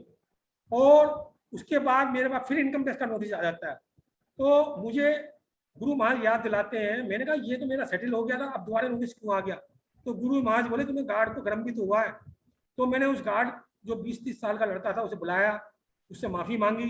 बोला आप मेरे पिता के समान हो। मैंने कहा नहीं, पिता के समान हो, गाली मुझे आपका गर्म नहीं होना चाहिए था, गाली गलौज में बात नहीं करनी चाहिए थी। बोला नहीं आप दे सकते हो, मेरी गलती थी, मुझे पानी बताना चाहिए था क्योंकि आपने मुझे बता दिया था कि 5 बजे निकलना है, शताब्दी लेनी है कनाट प्लेस से। ऐसे ही मैंने उससे माफ़ी मांगी। मेरे पास इनकम टैक्स कमिश्नर से मेरी बात होती है टेलीफोन पर, वो कहता है मौज करो, आपका आने की जरूरत नहीं है, आपका मामला सुलझ गया, आप ईमानदार आदमी हो। तो गुरु महाराज जी ने मुझे संदेश दिए, गार्ड से, स्टाफ से, सबसे विनम्र होकर डाउन टू अर्थ हो जाइए। मेरे में बड़ी ईगो थी अंकल, मैं VIP बना हुआ था, अब बिल्कुल डाउन टू अर्थ हूँ। गुरु महाराज ने मुझे बिल्कुल बदल दिया है, बिल्कुल बदल दिया है। बस गुरु महाराज का जादू है सबका। शुक्राना, शुक्राना जी। बहुत बहुत बहुत सुंदर आपने अभी वर्णन सुनाया, बहुत बहुत धन्यवाद। Over to you Anil uncle, शुक्राना भजन के लिए।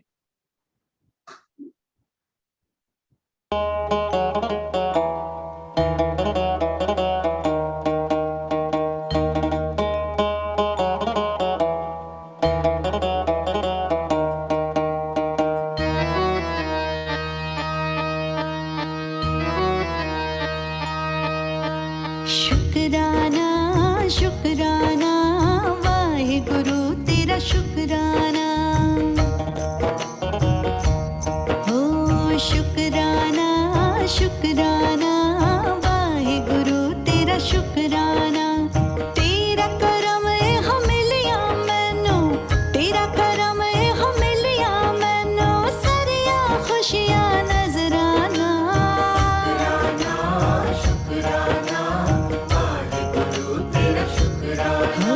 शुक्राना शुक्राना वाहे गुरु तेरा शुक्राना।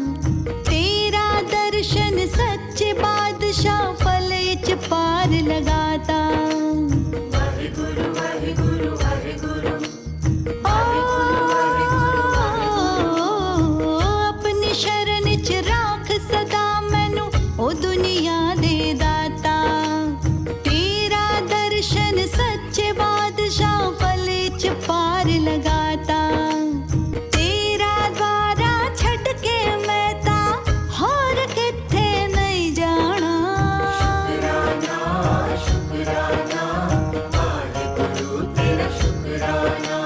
शुकराना शुकराना वाहिगुरु तेरा शुकराना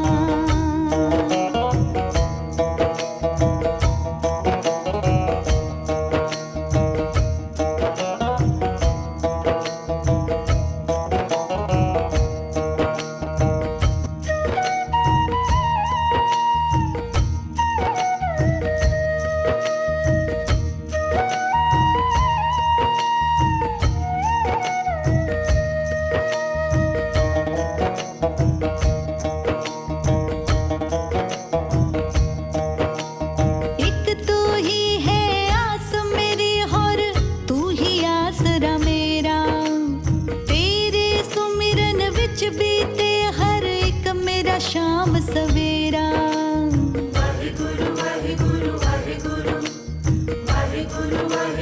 हो एक तू ही है आस मेरी और तू ही आसरा मेरा तेरे सुमिरन विच बीते हर एक मेरा शाम सवेरा मुश्किल विच तू अपना बाकी जग सारा बेगाना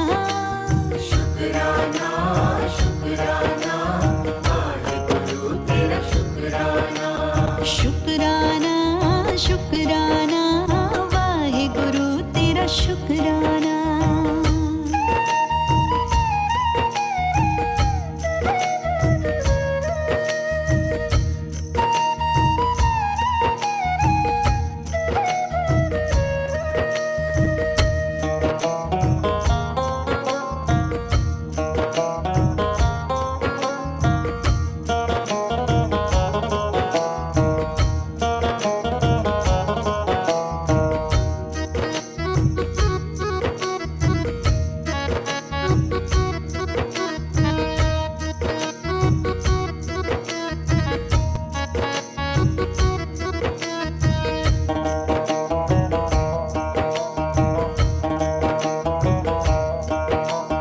कदे भुलावी ना मैनू दाता चरणन इच तू रखना तेरे सुमिरन इच गुजरे जीवन आशा पूर्ण करना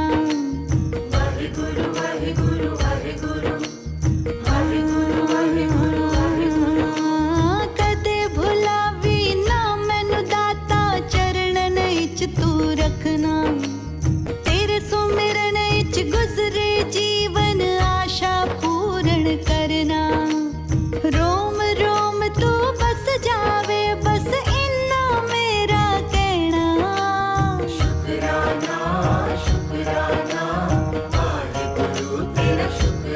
ओ शुकराना शुकराना वाहिगुरु तेरा शुकराना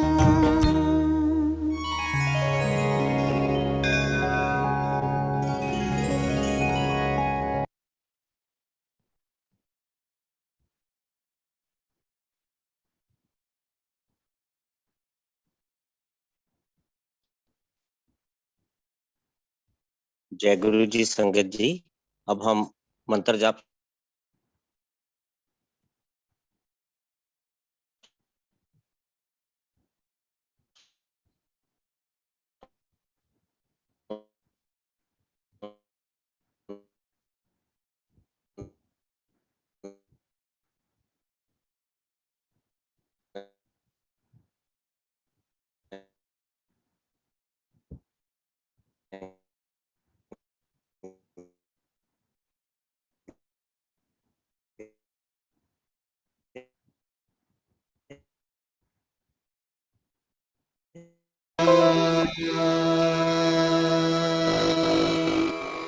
शिव जी सदा सहाय। ओम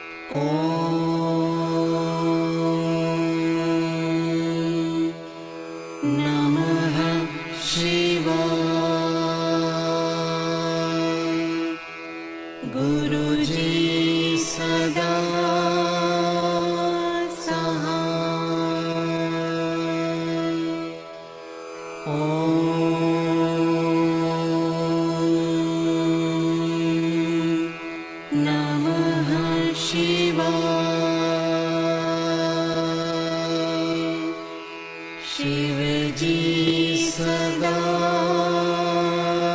सहाय। ओम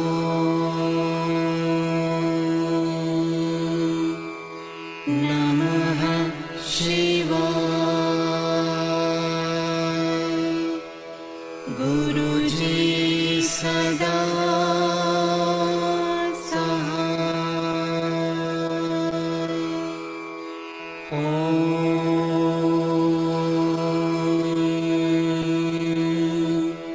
नमः शिवाय।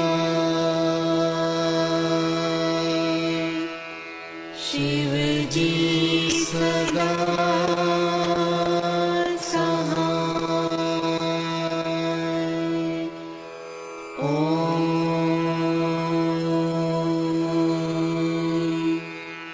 नमः शिवाय। गुरु जी सदा सहाय। ओम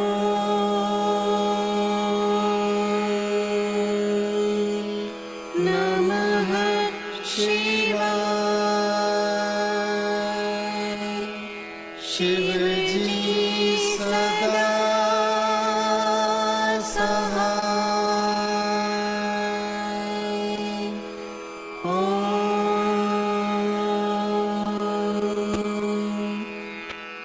नमः शिवाय। गुरु जी सदा सहाय।